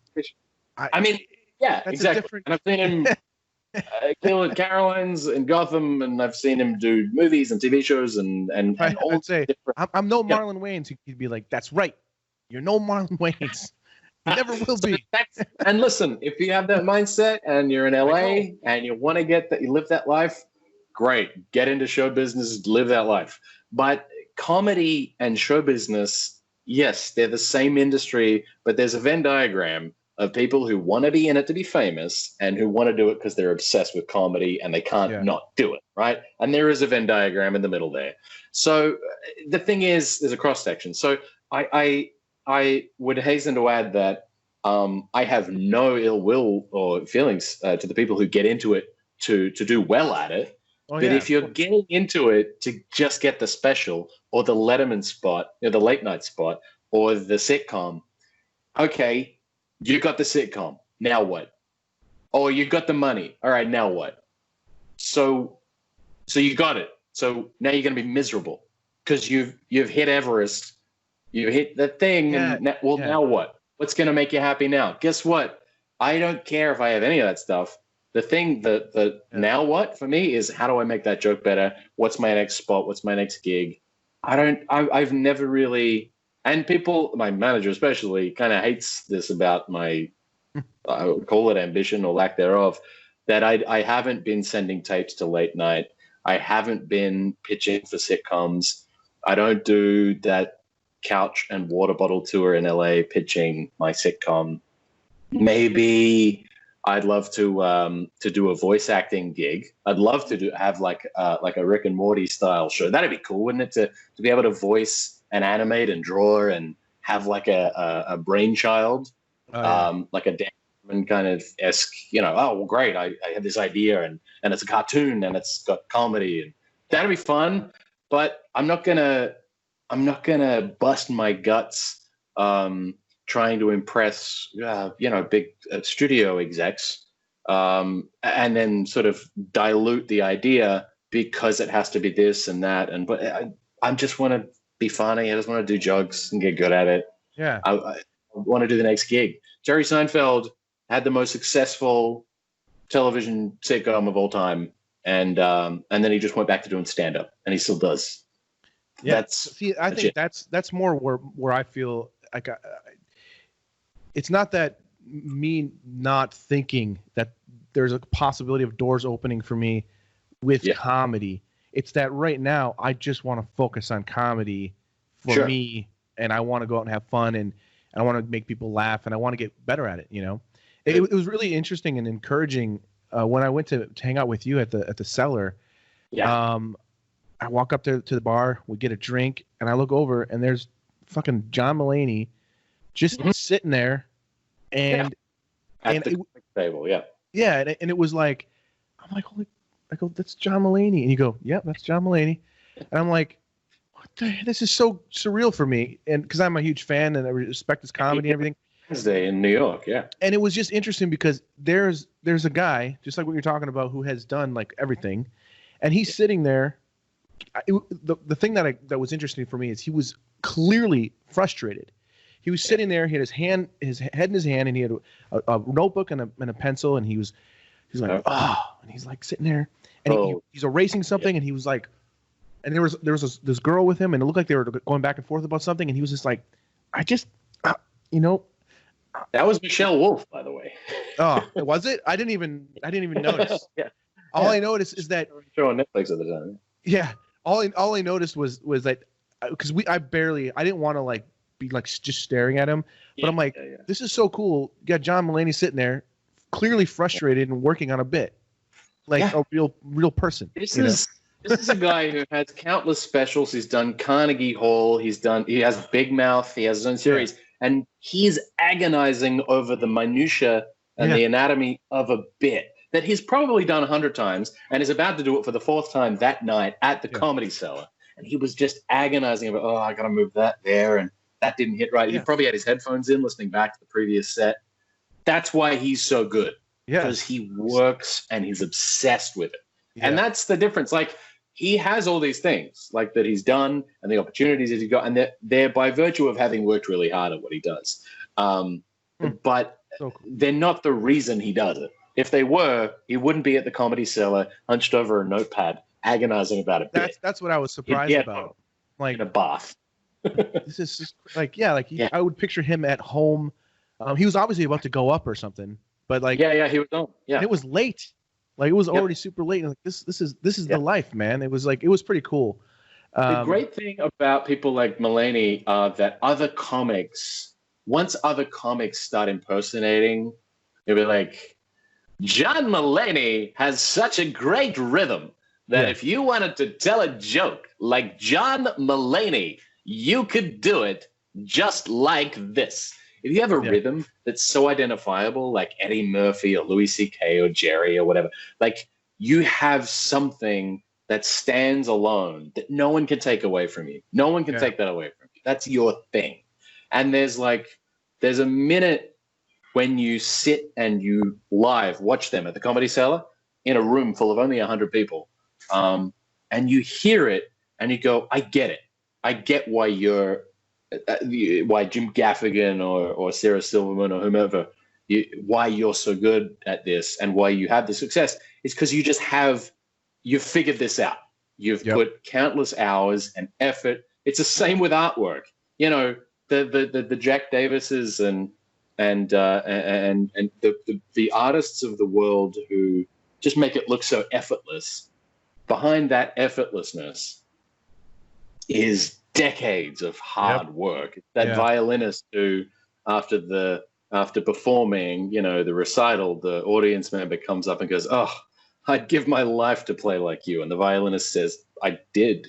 You know, that's what that is. That's what that is. Exactly. No, for sure. Yeah. When you first moved into New York, did you have to do the whole open mic thing right away when you came here? How long was that process? And then besides that, I'm just curious because that's kind of the stage that I'm at with what I'm doing. Is what was the process of doing that and then to eventually getting actual sets? So there's a website called. That's an interesting question. I used to come over for about a month at a time before I lived here. For about 6 years, I guess. I would come over for the Rubens, and then I'd tack on a few weeks and stay in New York and just do mics. There's a website called badslava.com, and Badslava was just a list of every mic in every city. So if you were in Chicago that week, you go, all right, I'm going to hit the Wednesday, the Friday, this, that, and the other. If it was a pre-sign up, whatever. So when I moved to New York, I hit the ground running. I already knew what the good mics were, what the bad mics were. I had friends here already who were in comedy who were kind of all coming up, who would say, "Oh, avoid that room. Oh, that guy's a weirdo. That guy's a sleaze." You know, I would hit every mic that I knew every night at a different place. Some in Brooklyn, some in Queens, some up in the Bronx. Some were like comedy / poetry / music open mics, which were horrible. And you'd pay like $15 to get on and wait all night. That process is kind of unavoidable to a degree. There are comics who like really embrace the grind and they're like, "Yeah, I did 15 years in mics." I'm like, "Yeah, you shouldn't have done 15 years." You don't have to do, but it's important that you do get up as much as possible because, like I said, there's no shortcut. So you do have to get up as many times as possible. And the luxury that you and I have is that there's no comedy really during the day. Comedy is a nighttime sport. You know, we're like vampires. So I could get my cartooning stuff done during the day, and then in the afternoon and the evenings, I would write and I would go out and do spots. Yeah. I want to say I did about 4 or 5 years of that in Australia, and then I did about 2 or 3 years of that here in New York. New York's a really competitive. There's a lot of comics. And then I started hosting mics, which means you get even more stage time. It's a bit more work, and you're on stage for like 2 hours. Well, you know, jumping up and down every 5 minutes. But that teaches you to host. And in Australia, hosting is like headlining. You have to be really good to host in Australia. And I got here and open micers were hosting. I was like, what is this guy doing? He doesn't know how to hold a show together. So yeah, I had that process. I want to say 3 years in New York, and that's 3 years in New York. So when I finally got a manager, and I started sitting down with bookers and stuff, they'd be like, "How long have you been doing it?" And I'd say, "Well, in total, 10 years." And they go, "How many in New York?" I'm like, "I don't know, 3.5." They'd be like, "Okay, so 2 years." And I'm like, "Oh, okay, really? All right, well, that's in New York too, is it? All right, well, fair enough." Yeah, 10 years between Australia and then Mike's in New York. Yeah, that's a New York too. And they're pretty strict about. I mean, they've got a lot of comics. There's any number of comics who will happily take your place once you get a spot in a roster at a club. So they're not worried about you leaving. They just want you to kill every night, and they'll give you your check, and then you go to the next spot. And that's what I did. I worked my way up, did that, got club spots. And then the club spots meant that I got booked on other shows because they saw that I was working clubs, which meant that I was passed. Yeah, that's another term that a lot of people didn't realize what that meant. Being passed at a club means you're on the roster, right? So you're sending in avails to that club and you're working that club. And sometimes you have like a home club, like you have a club that you play more than others, and that's where you hang out. Mine was Dangerfields for a while, which is the oldest comedy club in the world, up on 61st and First. Ronnie Dangerfield started it because there was no such thing as a comedy club. Everyone was working in strip clubs and music venues and stuff. It's still there. It's not the best club in town because there's no like subway nearby, and tourists kind of accidentally happen upon it because they're like, "Hey, I know who Rodney Dangerfield is." Yeah. But hey, it's a home club. Home club is a home club. Yeah, I worked my way from that to doing home clubs, then to doing the road. The road, you get paid pretty well. And then, yeah, I never did colleges. Certain comics only do colleges, which is totally valid way to make a living. I don't have a college act. But yeah, I have like a club act, and a road act. But yeah, I would say 3 years is the answer to that question. 3-ish years, yeah. Yeah. So okay, that makes sense. Yeah, that's interesting. I that's one thing too. It's like that's another reason why I told Marlon, like, hey man, I don't have these great, like, I'm happy my wife lets me leave a couple nights a week. Yeah, you got kids too. To like make people laugh and yeah. So I'm just I'm just enjoying the process right now, and I want to see where it goes. I got a couple other fun questions, and then I've got some artwork to show you. But before I do that, I wanted to ask you about the whole thing with Donald Trump blocking you from Twitter. Like, what is this? What, like, is this a real thing? Like, yeah, we had a little thing. Like, what happened there? Because I saw something recently, and I was like, well, I gotta ask him about that. So you literally you got blocked. Donald blocked you. Like, that's good. That's that's better than most. That's nice. 2016, I had been out on the road, and like I said, I had done Pennsylvania, Indiana, Missouri, Kentucky, Alabama, done Mississippi, done a bunch of red states, and I panicked because people in New York were like, he's not gonna win. Look at the polls. Hillary's got it. It's fine. It's in the bag. And I was saying, I felt like Chicken Little. I was like, guys, you don't understand. Everyone's got Trump pen signs in their yard. Like, you should leave the city. Just go to Jersey. Just check it out. Yeah. And I was panicking. And he was saying some pretty insane things. And then he got elected. And I got very angry. I'm an immigrant. And he was saying some pretty fucked up things about immigrants. Yeah. And I had finished a night of gigs. I'd done 5 shows that night, and I was exhausted. And I was on the subway on my way home, and I was getting Wi-Fi in between stations to check Twitter.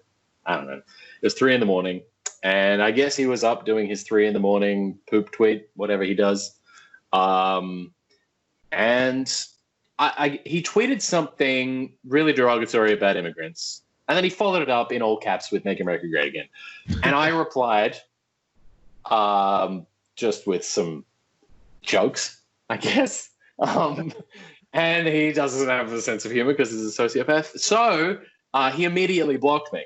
And I thought it was just that I didn't have Wi-Fi in between the stations. I'm like, no, this can't be right. I can't get his feed anymore. And then it said, you are blocked from viewing this person's tweets. Then I heard that he had been doing that to other people, verified people who were verified on Twitter. He would block them who were criticizing him. And then there was a class action against him by all the people who were blocked by him on Twitter because it was a free speech issue. Yeah, it was a constitutional whatever. And so he lost, and he had to unblock everyone, but he just didn't, because of course he didn't. So I'm still blocked by him. I don't have to read his inane tweets. However, I did a cartoon with my co-host on the podcast, Scott Dooley. We had done a cartoon about the school walkout. It was after the big there was another school shooting, and it was before the national walkout. There was a school walkout, and Trump had just sort of trotted out the NRA's line of, well, they get all their ideas from these violent video games. He said that, and I was like, really? You're going to go with that on this one? And so we did a New Yorker cartoon that ran, and it had him looking at the TV at the student walkout saying they must get their ideas from all these protesty video games. And he saw it. I wouldn't say a friend, a colleague of mine who was a lobbyist in Washington, he was in a meeting with a bunch of other people and Trump, and there's a file. It's like a folio of clippings that Trump gets a couple of times a day. And to be the person that delivers these clippings is like quite the coveted role, because he then associates you with good news, because these clippings are all good news about Donald Trump. And so there was a cartoon about him in the New Yorker. So he loves seeing himself in print. So he saw the cartoon, and my friend was there, and he's like, "Oh, I love it." He didn't even look at the caption. He just saw himself and went, "Oh, I love it," which was the worst day in my career, because, as you know, like if the subject loves it, that doesn't really, you kind of shit the bed. Yeah. So that wasn't great. So he and I have a complicated relationship. I'm happy not to see his inane tweets. And, there's people who argue with me all the time about him, and I don't give a shit. I just think he's a repugnant human being. Not to get too far into the weeds with it all, but I just find it hilarious. I don't know. It's funny. I've had similar things happen. I know, for example, like when Obama was the president, I knew he was going to see my paintings because I was doing a lot of Obama things, and I always had the idea that he probably was like, that Seiler, and like, you know what I mean? I kind of had like that. Michelle, check this out. He did another one. Look at my ears, Good. And that's kind of what I thought that, but I knew before Trump was president that he hated me because I had done a cover of him for the Utne Reader where I have him. He's like the size of his building in New York, and he's tied to it, and he's being burned at the stake at his building, and he's going like like that, and he's being burned, and it says "Fire the Rich." And a friend of mine happened to be, she's like a well-known musician that was hanging out at some point. She told me she met Ivanka and showed Ivanka my artwork, and Ivanka said, "Oh, he hates that one," Really? And so I thought that was pretty cool. That's a badge of pride. That's great. Yeah, so I thought that was pretty cool. Nailed it. The weird thing is for years I was working for the New York Observer, and I had no idea that Kushner was the editor. I didn't know that. I didn't even know that. Yeah, so for years he was he was, I don't know if he is now, but he was for years, and I was working there, and it was funny because I was pitching. This is how I found out. I was pitching like Trump ideas. I was doing like little doodles of Trump, and I love drawing him. He's a fun person to draw. He's a cartoon. Yeah, and I was like doing like little ideas of this would be a funny cover. I would follow the news, and they never responded to me. And finally, the art director said, "Hey, Jace, you do know that his son-in-law is the editor, right? Like he owns this place." It's like, what? So my guy, it makes sense now. Like, why did it take this long for someone to tell me? And then the same art director, like, I don't know, a month or two later, he sends me a text, and he goes, "Hey, do you recognize this?" And it was a Trump cover that I did, like one of my first published covers ever. It was like in 2004 or something, right? Like a long time ago. And I did it with like acrylic and watercolor and marker and pen and just I didn't know what I was doing, so it was like every medium. And and it's a cover of Donald Trump sitting on a throne with a pentagram behind it, and he's got horns coming out of his head. I know that one. I've seen that one. I know that one. Yeah. It's hanging in a gold frame, like a really fancy gold frame. And he goes, I'm in Trump's clubhouse." And so he's got my painting hanging in. You blow it. Oh my God. He thought it was, oh no. Isn't that crazy? He thought it was cool. Yeah. Oh God, you blew it. Isn't that weird? I mean, it's weird. Like, it's so weird because part of me is like, oh, it's kind of interesting. The president has the thing framed, but you hate that he likes it. He wasn't meant to like it. It's just weird. Like, I mean, I did a cover recently of Trump, and the whole time I'm thinking in my head how much I can have fun with it because I know he's going to see it. I want him to to be like, God damn it, like I want him to tweet about it. I think that would just be hilarious. That would be the ultimate. Yeah. So, it'd be awesome. That's the other thing is so this is, as we're recording this, I don't know when whomever is listening back to this, but it's the 28th of May. And yesterday he tweeted out some bullshit, shocker. And then Twitter said, they didn't block the tweet, but they put a warning saying, to reveal this tweet, you should know that this is like, false information, because he was talking about, voting via postal ballot was the perfect way to rig an election, or that it was great for voter fraud. Anyway, Jack Dorsey was like, well, no, that's just a policy. That's Twitter's policy. Amazing that they haven't pulled him up on it till now. But then he said he's just going to do it. I guess effectively an executive order to it's like, really, you're like the boy king. You're like Joffrey now. You're like, everyone needs to hear everything I say at all times on all platforms. Like, what are you doing? It's like all these terrible things have been happening for weeks and weeks and weeks now, where he doesn't do anything, and where he does something immediately when it's like they're saying terrible things about me. It's so like good. It's just ridiculous, and it's just a big baby, is what it is. Just a huge big baby. Yeah, he's. It's very. I had this idea. I don't have the time for this, but I had this funny idea because I'm not a big fan of Biden either. I'm just fed up with our government right now, and it's like we had 4 years to come up with someone, and we got this is the option, and so it's just. Like, what's happening?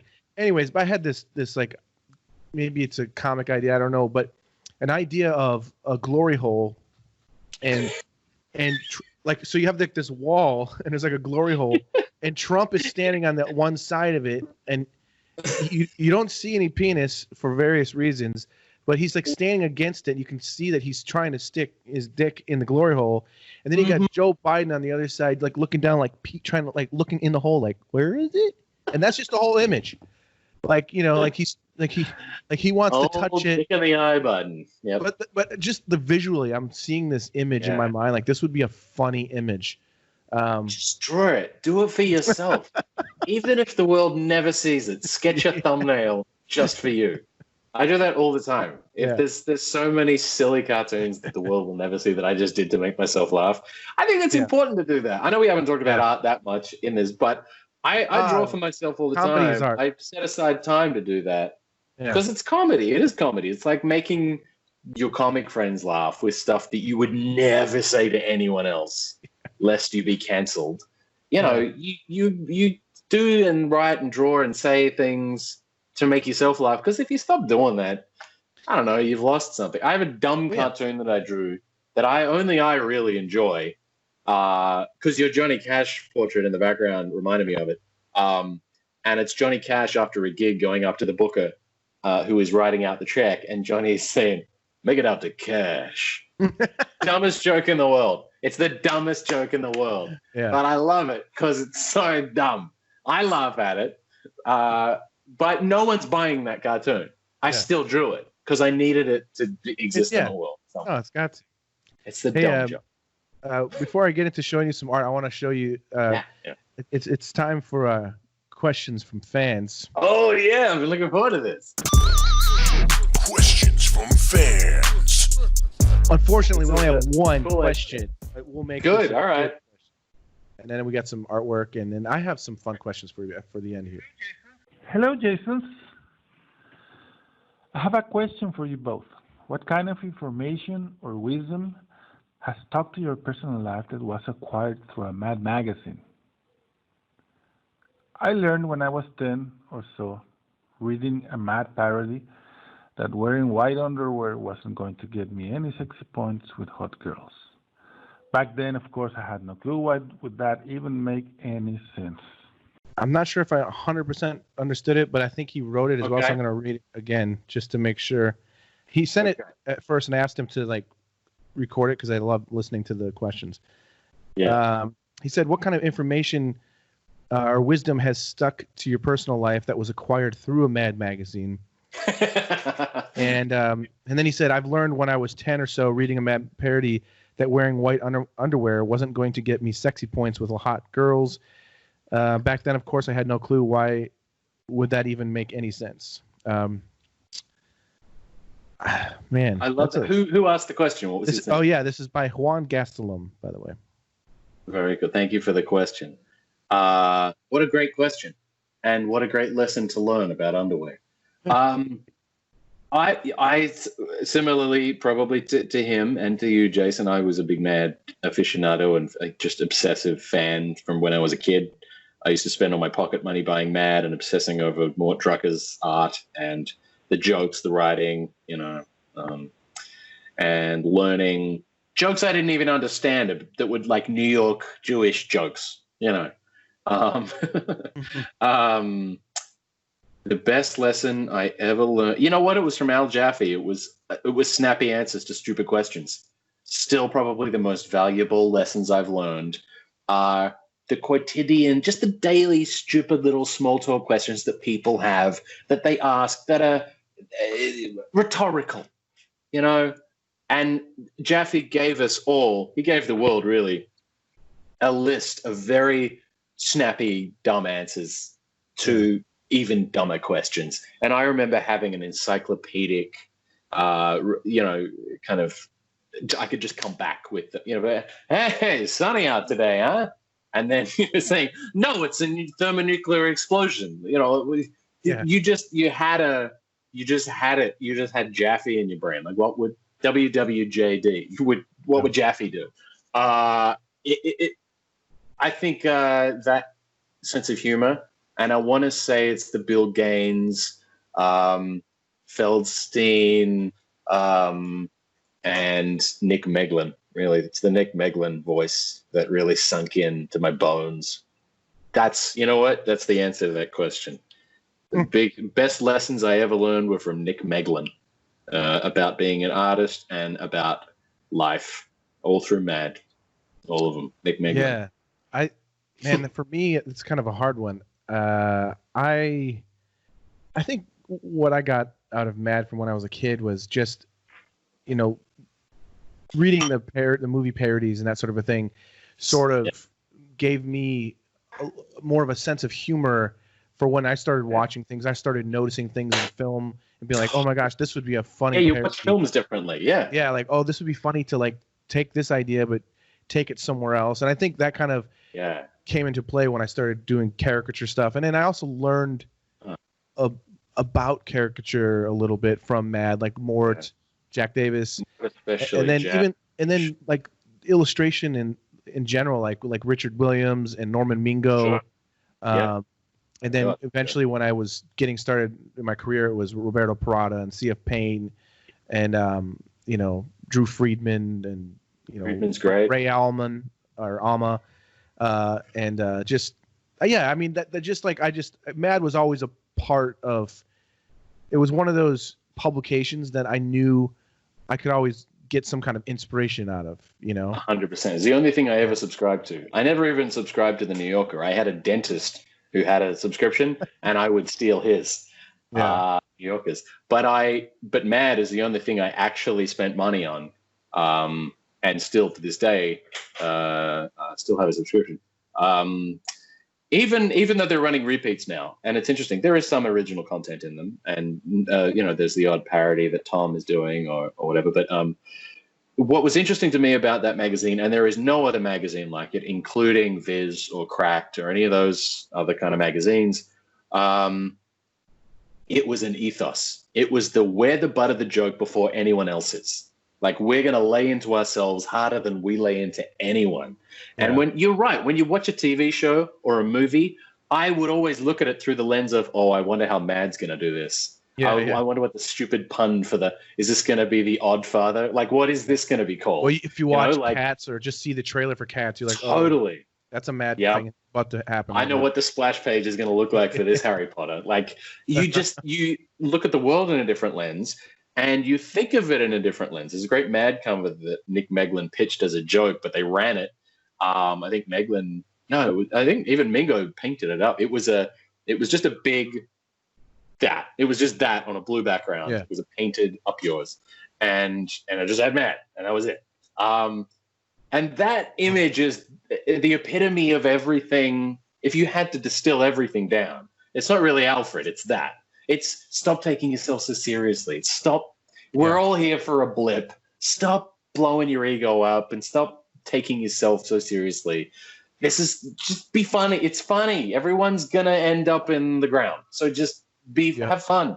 And the people who took themselves the most seriously were the people they dug into the hardest. And that was way funnier because of course they did. And they did it with great relish. And when I'm sure you had the same thing. As soon as I got my first Mad job, I felt, and I'll say this honestly, I thought New Yorker was like the Mecca. When I got into the New Yorker, I was like, oh my God, I finally got into the New Yorker. I was happier to get into Mad than I was to get into the New Yorker. It meant way more to me that I was in Mad, you know? There's something about it. Well, dude, I mean, I've done Time covers and Person of the Year cover, which is a huge thing that means a lot to me, and lots of other publications. And I've been published in Mad since 2008, I think, is when I first started getting work for Mad. I remember. And it's always like every single time I've done work for them, it's been great. But like I don't like look at this. I'll show you. Oh man, the uvula gang of idiots. Yeah. So like I don't have my Time covers hanging on my studio wall. Nice. I have my Mad cover that I did hanging on my wall. Because when I walk in my studio, to me, that's like that is when I was like 9 years old or so, drawing from Mad magazines. When I finally got a cover, it was like I did it. A cover is amazing. It's just like, I mean, I never got a. I've been in a bunch of issues with single gags, and then I got a full page in the last one before they stopped doing original content. And that full page, I can't tell you. You would understand how much focus and energy and work and reworking it and redrawing it and and just tweaking every little thing, and that like overthinking and then coming back to it. And I worked so hard on that page, and it was meant to not look overworked. That was the thing, is like Don Martin, or like, you know, to have just the right amount of detail and not too much, you know, just it has to tell the story. It has to sell the gag, and then have a little bit of chicken fat in the background. But that, I don't know, there's something about it that I wouldn't put that much soul into a New Yorker cartoon, much as it takes a lot of work to do a good New Yorker cartoon. Mad was just, it meant something different to me, you know? And it was, here's what I think it was. It's the same with comedy. When I started doing comedy, like you, I was watching a lot of comedy, and I was going, boy, I love that. I've been wanting to do that for so long. I've been meaning to do that. I really would love to do that. And I was watching other people do it and going, boy, I wish I could do that. And then I would start joking with friends and maybe trying bits out on people. And then same with cartooning. I'd like, you know, draw a thing here and draw a thing there and show a friend who was in Mad and get some feedback. And I just, in my brain, it was like, I just want to be one of those guys. I want them to be impressed with what I do. I don't care what anyone else thinks. Yeah. I don't care if I get public adulation. I don't care if I get critical adulation. I care if those guys. Yeah. Well, to be one of the usual gang of idiots, like to be in that gang. Oh, totally. Like, like we're in that brotherhood. Pantheon. You ever do what I do? You ever do what I do and go buy an extra copy so you can just like come in it? Of course.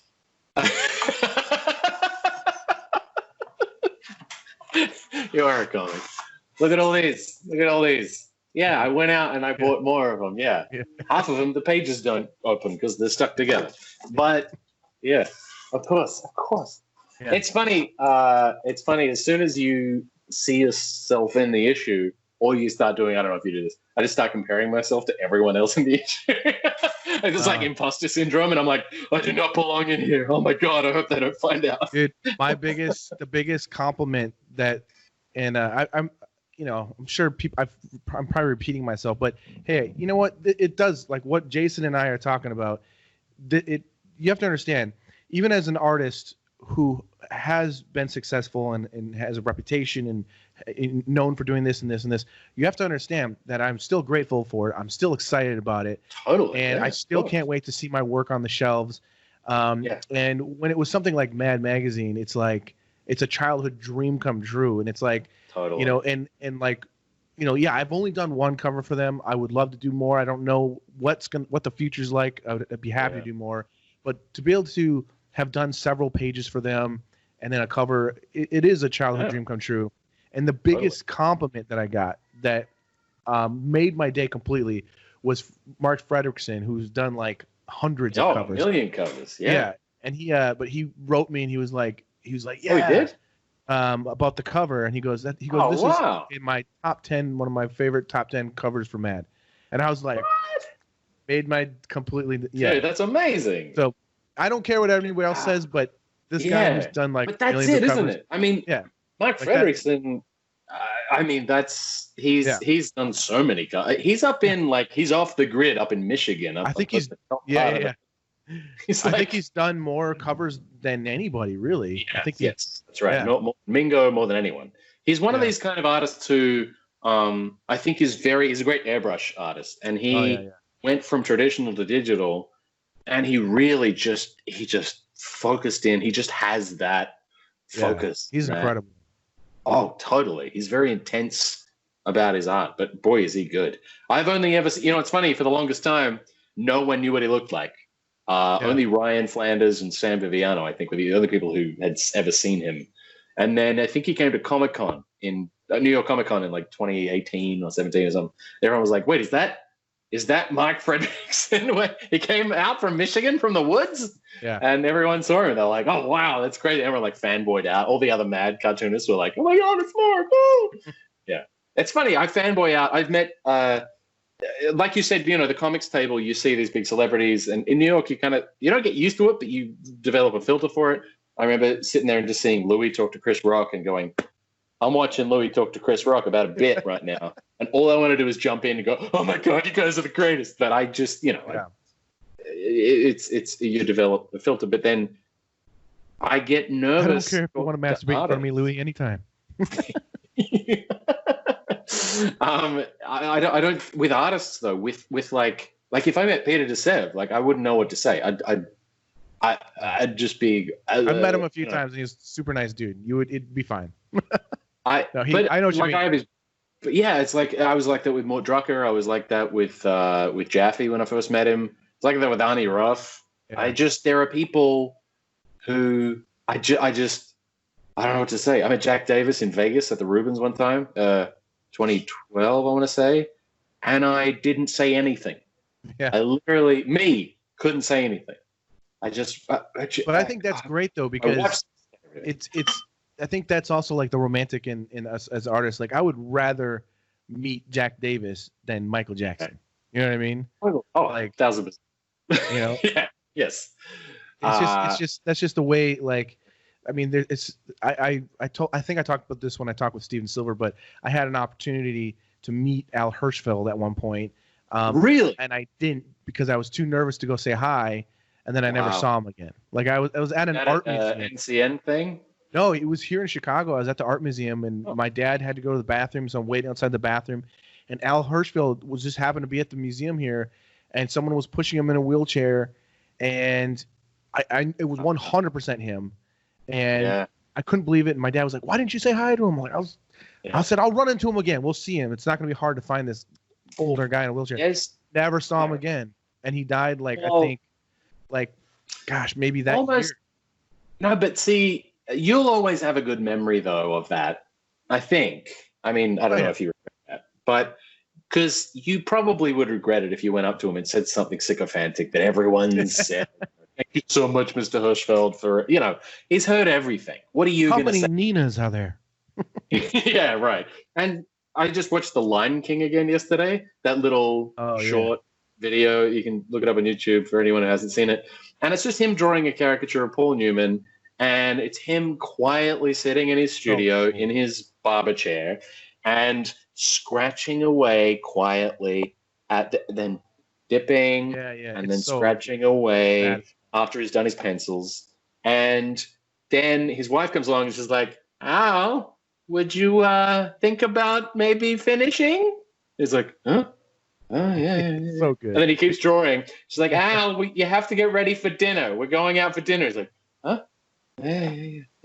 And she's like, Al, time, put the pen down. She's like, he is so enamored of still. He was 99. He was still figuring it all out. He was obsessed. He was focused. I love that so much. I hope even at 40, like that, at 50, I want to be as obsessed then as I am now about trying to figure out how to do this properly. Well, that's why you do what you do. That's why. And you know what I mean? That's why we're doing this, man. You know? Yeah. I'm obsessed with other artists. I think more than anything, I'm obsessed with how they create. I'm obsessed with how the environment they work in, the tools. Like I'm not like I have to use this nib and this ink because so and so used it. I'm not like that. I'll read about Richard Thompson and the nibs he was playing with and the style, and then redrawing this, one drawing of a composer at the piano 15 times. And the first one was perfectly fine, but he drew it over and over again because he just wasn't happy with it. I was like, well, if Richard Thompson's doing that, then, all right, it makes me feel a little less insane that I'm doing it. And there's esoteria about artists that we don't always show to the public because all the public sees is the finished image, right? The cover that you spent God knows how many hours. You don't know how many thumbnails there were, how many alts, how many notes you got from the art director, how much you had to change it, and how much you had to push back on the art director. Like that whole story will never be known to the person who sees the cover. They just see the cover. But to the artist, there's a month of work, maybe more, depending on the commission, that they'll never know about. But that's the stuff I'm fascinated with. And that's why I do this podcast, man, because I want to show the humanity of everybody, That's what draws me to do this, is because to be able to talk like I'm having Mark Fredrickson on the podcast. You are? Yeah, Peter Gasev. Wow. Carter Goodrich. I've been in contact with tons of different people that are going to do the podcast. It's just like a matter of. Well, don't put this out. I'm not in the same league as those. Oh yes. What are you, crazy? No. This is insane. You can't put me on the same page as them. Oh my God. Artists who I deeply admire, not just for their ethos and their work, but just for the fact that at a certain age, they're not resting on their laurels. They're not like, I'll sit back and just enjoy all my awards and, I'm good now. Like they don't. It's like comedy. It's like what we're talking about. They do it because they love doing it.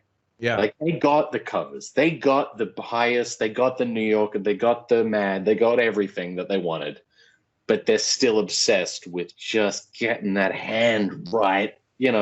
That's an artist that you should check out on the steps with a cup of coffee, trying to get that one joke right. An artist that you should check out that I also did a podcast with, who is that to me is this. His name is Nicholas Uribe, and his last name is Uribe. Uribe, and he every single day he does he posts an oil painting every single day. An oil painting? Yeah, but they're like small studies, but they're just beautiful. And he's like a direct painter, and it's all about shape and form and value and brushwork. Right. And it's just an amazing, and his work is just so like every day I'm just like, damn, man, it's so encouraging and inspiring. So definitely check that out. That's great. Yeah, I love finding new artists. Speaking of finding new artists, I got some art to show you. Oh, sure, yeah. Show me. Let me know what you think about this. Right. Some people spent some time looking at your mug.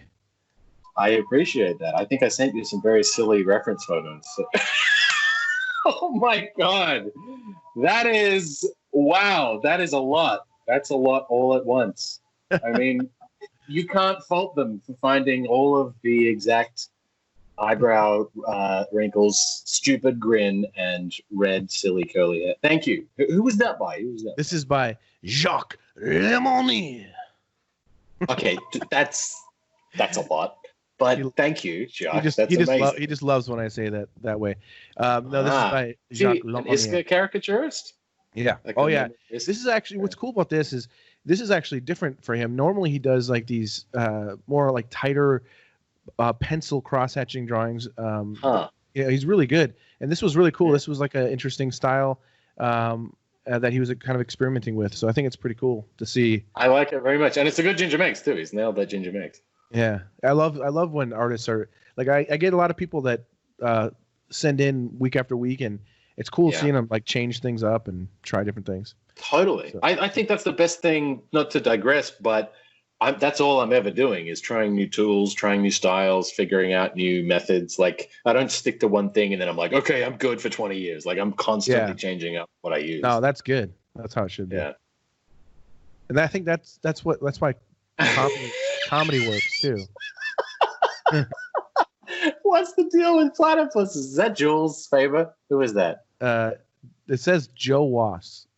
Joe Was.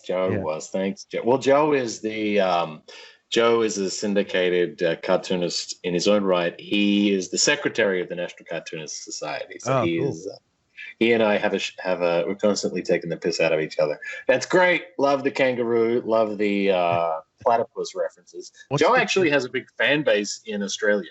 Oh, that's awesome. So he's saying, "What's the deal with platypuses? What's the deal with couscous? What's the deal with couscous?" That's great, and he's got the hair, which is nice. Yeah. Oh wow, that one's a little real. Jeez. Oh this my god. By, James Georgia. I don't know if I'm saying that right. Okay. He is from. Oh gosh, I'm blanking now. Oh my god! This is amazing. I'm gonna look this up because I remember he was from somewhere. Okay. Wow. That I thought was cool. Good. That's great. I mean, he's got that idiotic half smile that I'm doing. And my big stupid ears. This is pre-COVID Chatfield, by the way. This is before I decided to grow a stupid COVID beard, and before I decided that I wouldn't ask my wife to cut my hair. So I just wore a hat for the last 3 months. Oh, from Kenya. He's from Kenya. From Kenya. Wow. Yeah. Wow. I remember like surprising amount of good editorial cartoonists and caricaturists from Kenya. I didn't know it was such a big thing. I know nothing about Kenya. I've learned a lot about a lot of African countries and their artists since I went to France in 2012, something called RIDEP, where they get one cartoonist from each country, fly them out to a small town called Carcassonne, and we all hang out for like a week. And there were some great cartoonists from African countries who just put me to shame, like immediately. I was like, oh my God, I'm going to hang up my pen and become a bus driver. You guys are amazing. This is a fun one. Wow. I look like Michael Bublé. Wow. Wow. Who's this? Walid Shihab did this one. Walid Shihab. I appreciate it's very flattering, Walid. I mean, as silly as my face is to begin with, you've really given me. I mean, this is my new headshot, I guess, that I'll send to my manager to. I think I saw you on American Idol. I have a Christmas album coming out. Yeah. Wow. Look at the eyes. He's got the eyes down. Really. And I wish my lips were that full. Listen, I'll got my lips. Do a cover of a Sinatra if I need to. Sure. Yeah. It's great. I love it. Thank you, Walid. Oh my God. Wow. That's too real. Who's this? Julio Librara. Julio. Wow, you got the eyebrow, my friend. Yeah, that's nice. Boy. Yeah. It's and you know what's sad? He's got my hairline as well. He's got that. See, the others were really kind about the hair, and this guy's like, nah, he's got way too much forehead. Let's really amp that up. It's great. Wow. It's got the mad nice. shirt in it. That's amazing. Thank you, Julio. I'm very. It's interesting to me. I see a little bit of Ellen DeGeneres in this as well. I was just gonna say. I didn't want to say anything, but the pointed chin and the eyes. Yeah, it's very Ellen. You give that blonde hair, and it's Ellen. Yeah, it's interesting. I don't mind Ellen. I like Ellen. She has a good. Oh wow, that's me again. This is very confronting. This is like an intervention, Jason. Yeah. This is by Patrick Limegruber. Thank you, Patrick. Wow, and I like that my my Hunt 101 Imperial nib is talking to me like a candle in a Beauty and the Beast Disney film, and of course I'm using blood as ink, as one does. Yeah. I love it. This is great. And it's New York background. That's very nice. Although it could be Philly, depending on, the skyline there with the spire. Nice. What? Isn't this cool? This is by Dominic Zeilinger.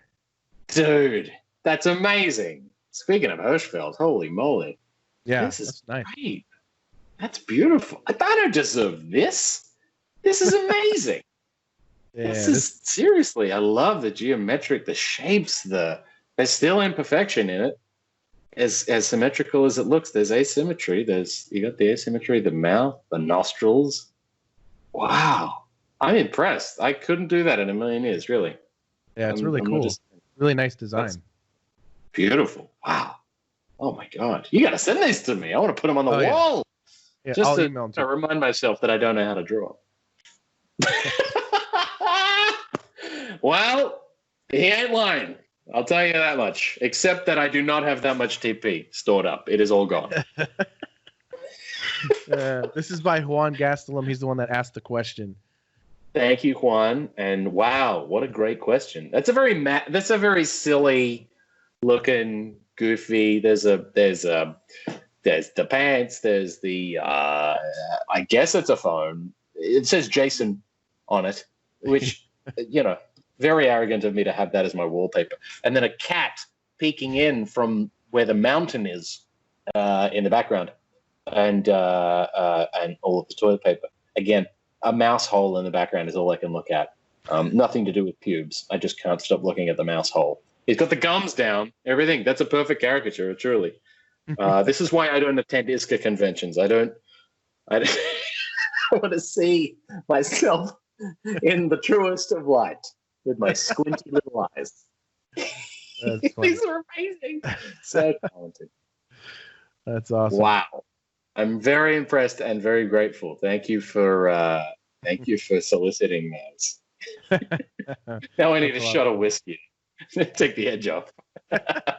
Nice. You guys are the best. Wow. Yeah, that would be nice. I could go for a shot of whiskey. Thank you everybody for that. That was awesome. It's so much fun. I love doing that and sharing stuff with the guests because you never know, it's going to spark some kind of conversation or whatever. And the artwork is always fun. So thank you everyone for doing that. It's really cool. So I have a couple fun questions directed towards you to end this. Just from me as an aspiring comic to you who's done it for a long time, I have a couple questions that I think will be just fun to see where it goes with it. And then we'll I'll shoot ourselves afterwards. I'm gonna do some scribbles. Yeah, well, I'll do some scribbles. Stay off Twitter, everybody. Okay. It's a good public service announcement. Yeah.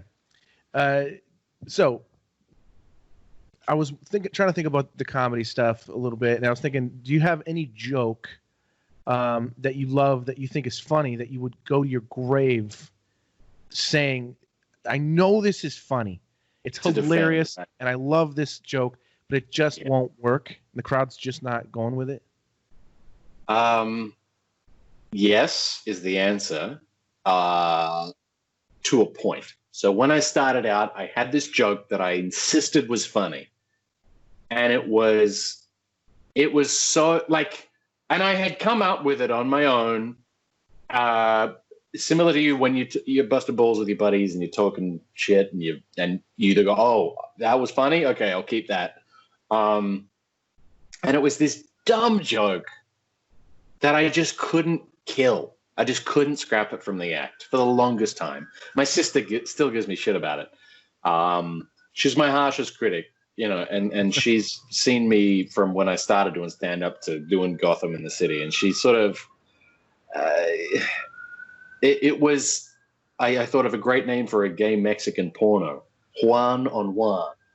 Now, that is the dumbest joke I think I've ever written.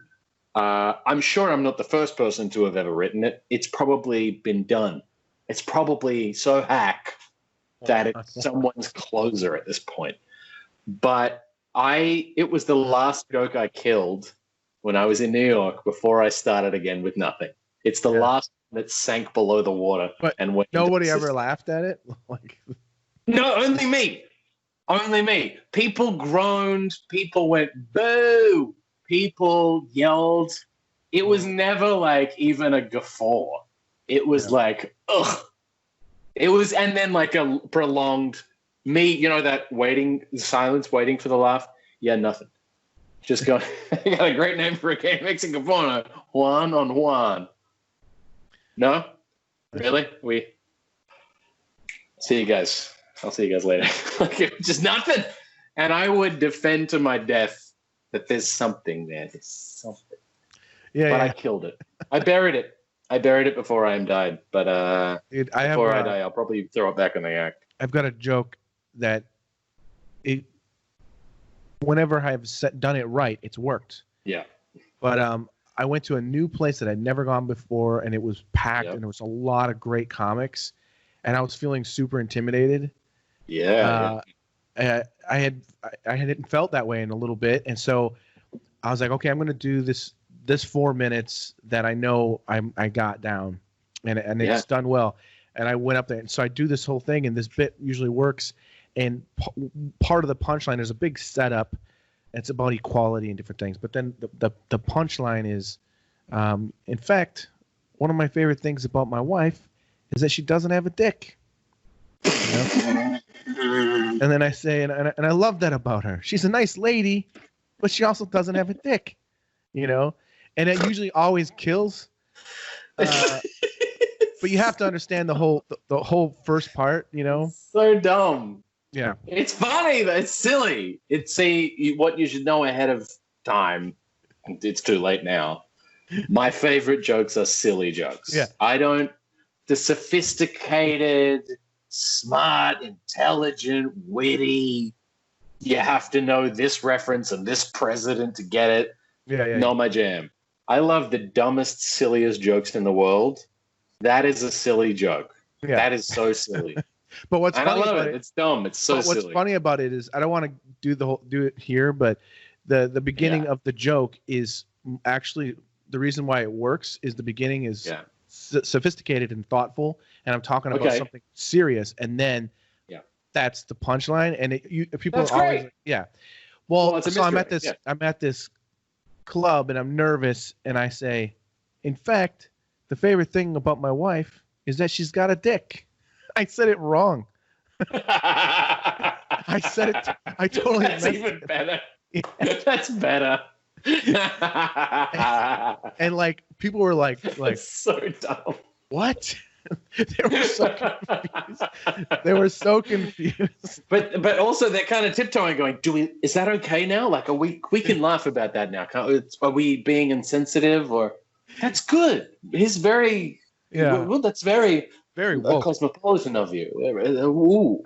But it was just so funny. I love silly jokes, especially when you fuck it up. That's so funny. I love that. That's great. I tried to keep going, so it didn't. You know, I was like, whatever. Great. I love it. Own it. You got to be confident. If you flub a joke, you can't let them know that you flubbed, because they'll smell blood in the water and they'll go, "Oh, he's on the ropes." Yeah. But you gotta be confident, and you gotta be like, yeah, I meant to say that. Like, you could just go with it. There's a friend of mine, he's a really great comic. He's been doing comedy way longer than me. His name is Michael Goldstein, Mike G. And he has one of my favorite jokes of all time. And when someone asks me, what's a reveal? Like, what's a pullback and reveal joke? What does that mean? I use this joke to explain it to them, and I fully credit him with this because it's such a it's a silly joke, but it's the perfect structural joke, and it's my girlfriend hates it when I pee in the shower, especially when she's in it, and I'm not. Like there's 3 distinct, separate beats in that joke.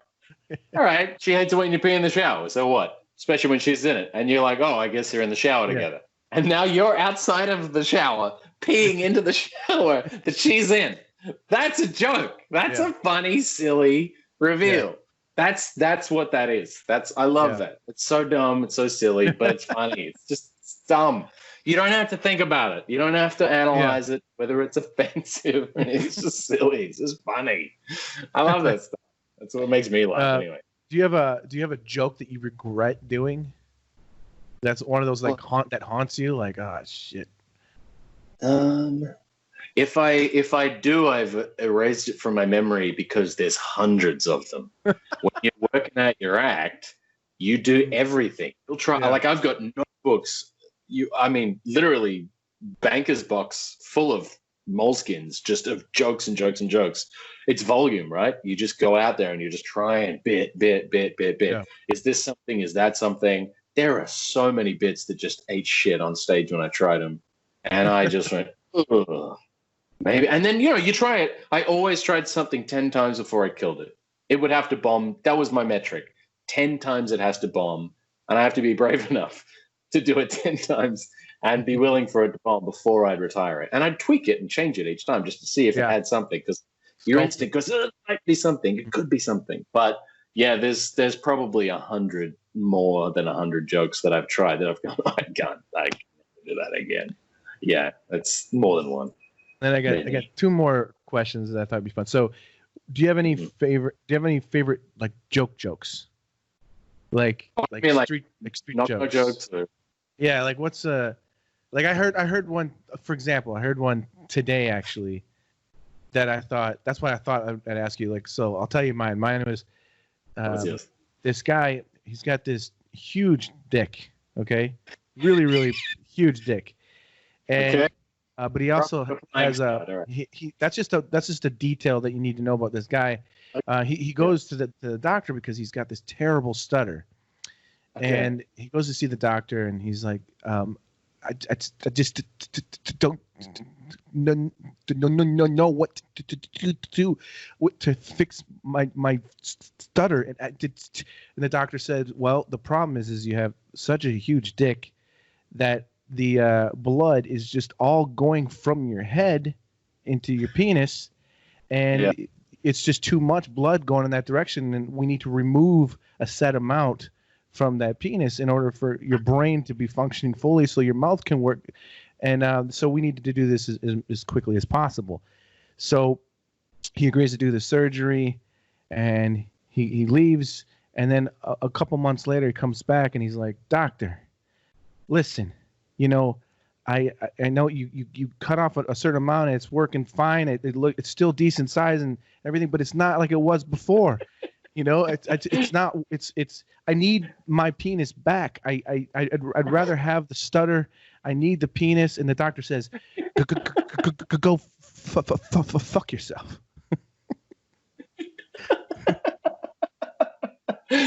I mean, that's great. I mean, it's so stupid. I tell you. That's silly and it's funny. And could you imagine trying to do that kind of a bit? Like, no. I mean, there's street jokes, and that's exactly what I'm saying. Is like, those kind of street jokes are just so funny. Like the kind like you're sitting around with friends around a campfire. They're just and they're listening to every word, waiting for the joke, for the punch. That's why I think Norm Macdonald is one of the best stand-up comedians ever. Norm is one of my all-time favorites. He has a great book called Based on a True Story. And he's just a great stand-up. And live, he's a great stand-up. He's always trying to improve. He's always trying stuff out. But he's also just a great stand-up generally. And again, another great cadence, another great rhythm. and he does these. And I'm not going to dishonor his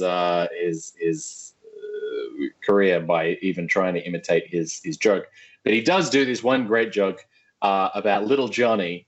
It's a Little Johnny joke. It's a street joke. He does so many great street jokes, and he does them in his own, Norm Macdonald style, by gosh. Yeah. And he does them. He draws them right out. 19 minutes, one joke, And he has that thing. And if you look up Howard Stern, Norm Macdonald, Little Johnny joke, it goes for like 15 minutes. Yeah. The lead up, and then the punchline, because he builds up the tension so much. The punchline could it could be anything at this point, and people will just laugh just to break the tension. Yeah. But the punchline is fantastic, and it's about his uncle.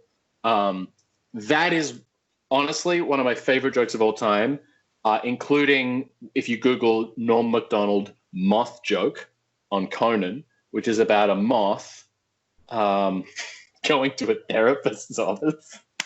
Again, my second favorite joke.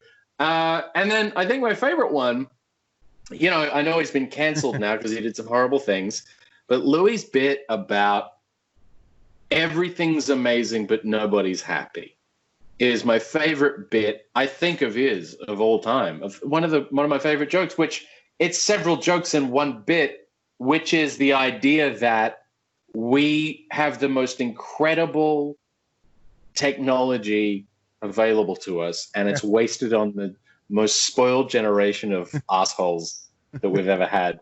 And that, about the plane and how they have Wi-Fi on the plane, and he's just learned that this exists, and he's on there, and he opens his laptop, it's on YouTube, it's amazing. And then the Wi-Fi breaks down, and they say over the loudspeaker, unfortunately the Wi-Fi is not working, and the guy next to him goes, "This is bullshit." Like, how soon this guy felt he was owed something that he knew existed 10 seconds ago. And then he's talking about how people have these war stories about when they fly. They're like, we had to sit on the tarmac for 40 minutes. The way people, just so. And then it's, oh, really? Did you then partake in the miracle of flight, you non-contributing zero? You're in a chair in the sky. Yeah. Everyone at any airplane at any time should be going, oh my God! Oh my God! There are so many bits in that bit.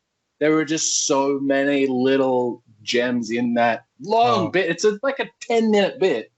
And it's just all so good. And at the right time, that hit around 08 or 09 during the GFC.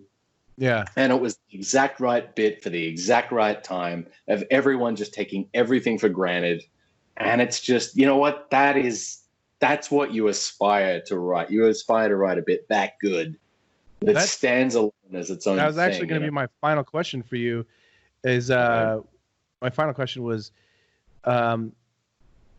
is there a joke, a favorite joke of yours that you wish that was yours? If somehow you could take it and make it your joke, which joke would that be? From any comic? Ugh, that's a tough question. There are hundreds and thousands of jokes. I mean, some of my favorite joke writers are people like Michelle Wolf and Nikki Glaser and Mark Norman, Sam Morril, Joe List, Bill Crafts people. They're real jokesmiths. And oh man, David Tell would probably be my favorite comedian, and literally any joke he's ever written would qualify for a joke that I wish I had in my act. I wish I had an answer. I don't have a definitive answer. No, it's just an interesting question though, because Google, or if you ever have the opportunity, go to see Dave Attell, and anything he performs to you that night, that's probably my favorite joke that day, because it changes all the time. I don't have an all-time favorite anything. Even artists, and artworks and everything. I just, it's constantly changing, and I try not to engage in hero worship, but it's hard when you admire people so much. Anything Dave Attell writes, pretty much. I'm gonna go ahead and say that's my favorite joke. That's awesome. It's a cop out. It's a huge cop out. No, that's all right. But Anyways, hey man, thank you so much for humoring me Oh boy. with this with this talk about comedy and some cartooning talk. I know we didn't get as much into the art stuff, but like I said earlier, I think comedy is an art form, and that's why I really want to talk to you about this, because you're somebody that understands both comedy and art and the art world. So thanks for talking to me, man. This has been a lot of fun, and just really, this is a weird time for everybody right now. And like you, I'm sure I can't wait till things get back to normal and we can start, getting out there a little bit in our normal lives again. If that's even something's going to happen soon, I have no idea. But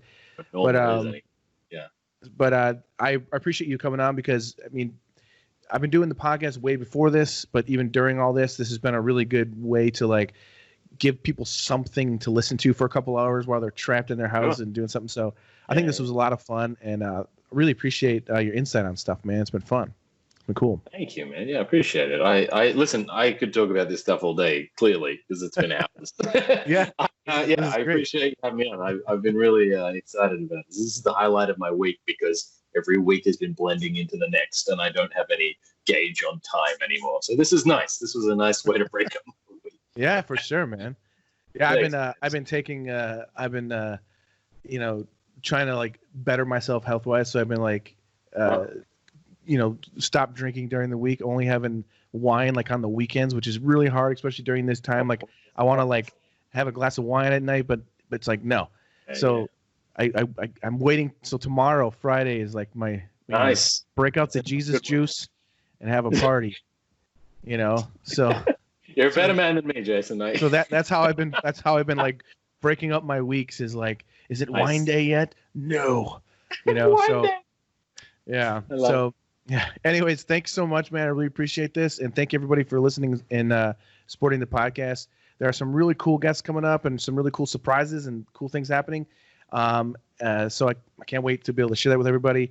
But thanks again. Everybody stay safe, and we'll catch you on the flippity flop side. Bye. You want answers? The truth shall set you free. I think I'm entitled. You want answers? I want the truth. You can't handle the truth.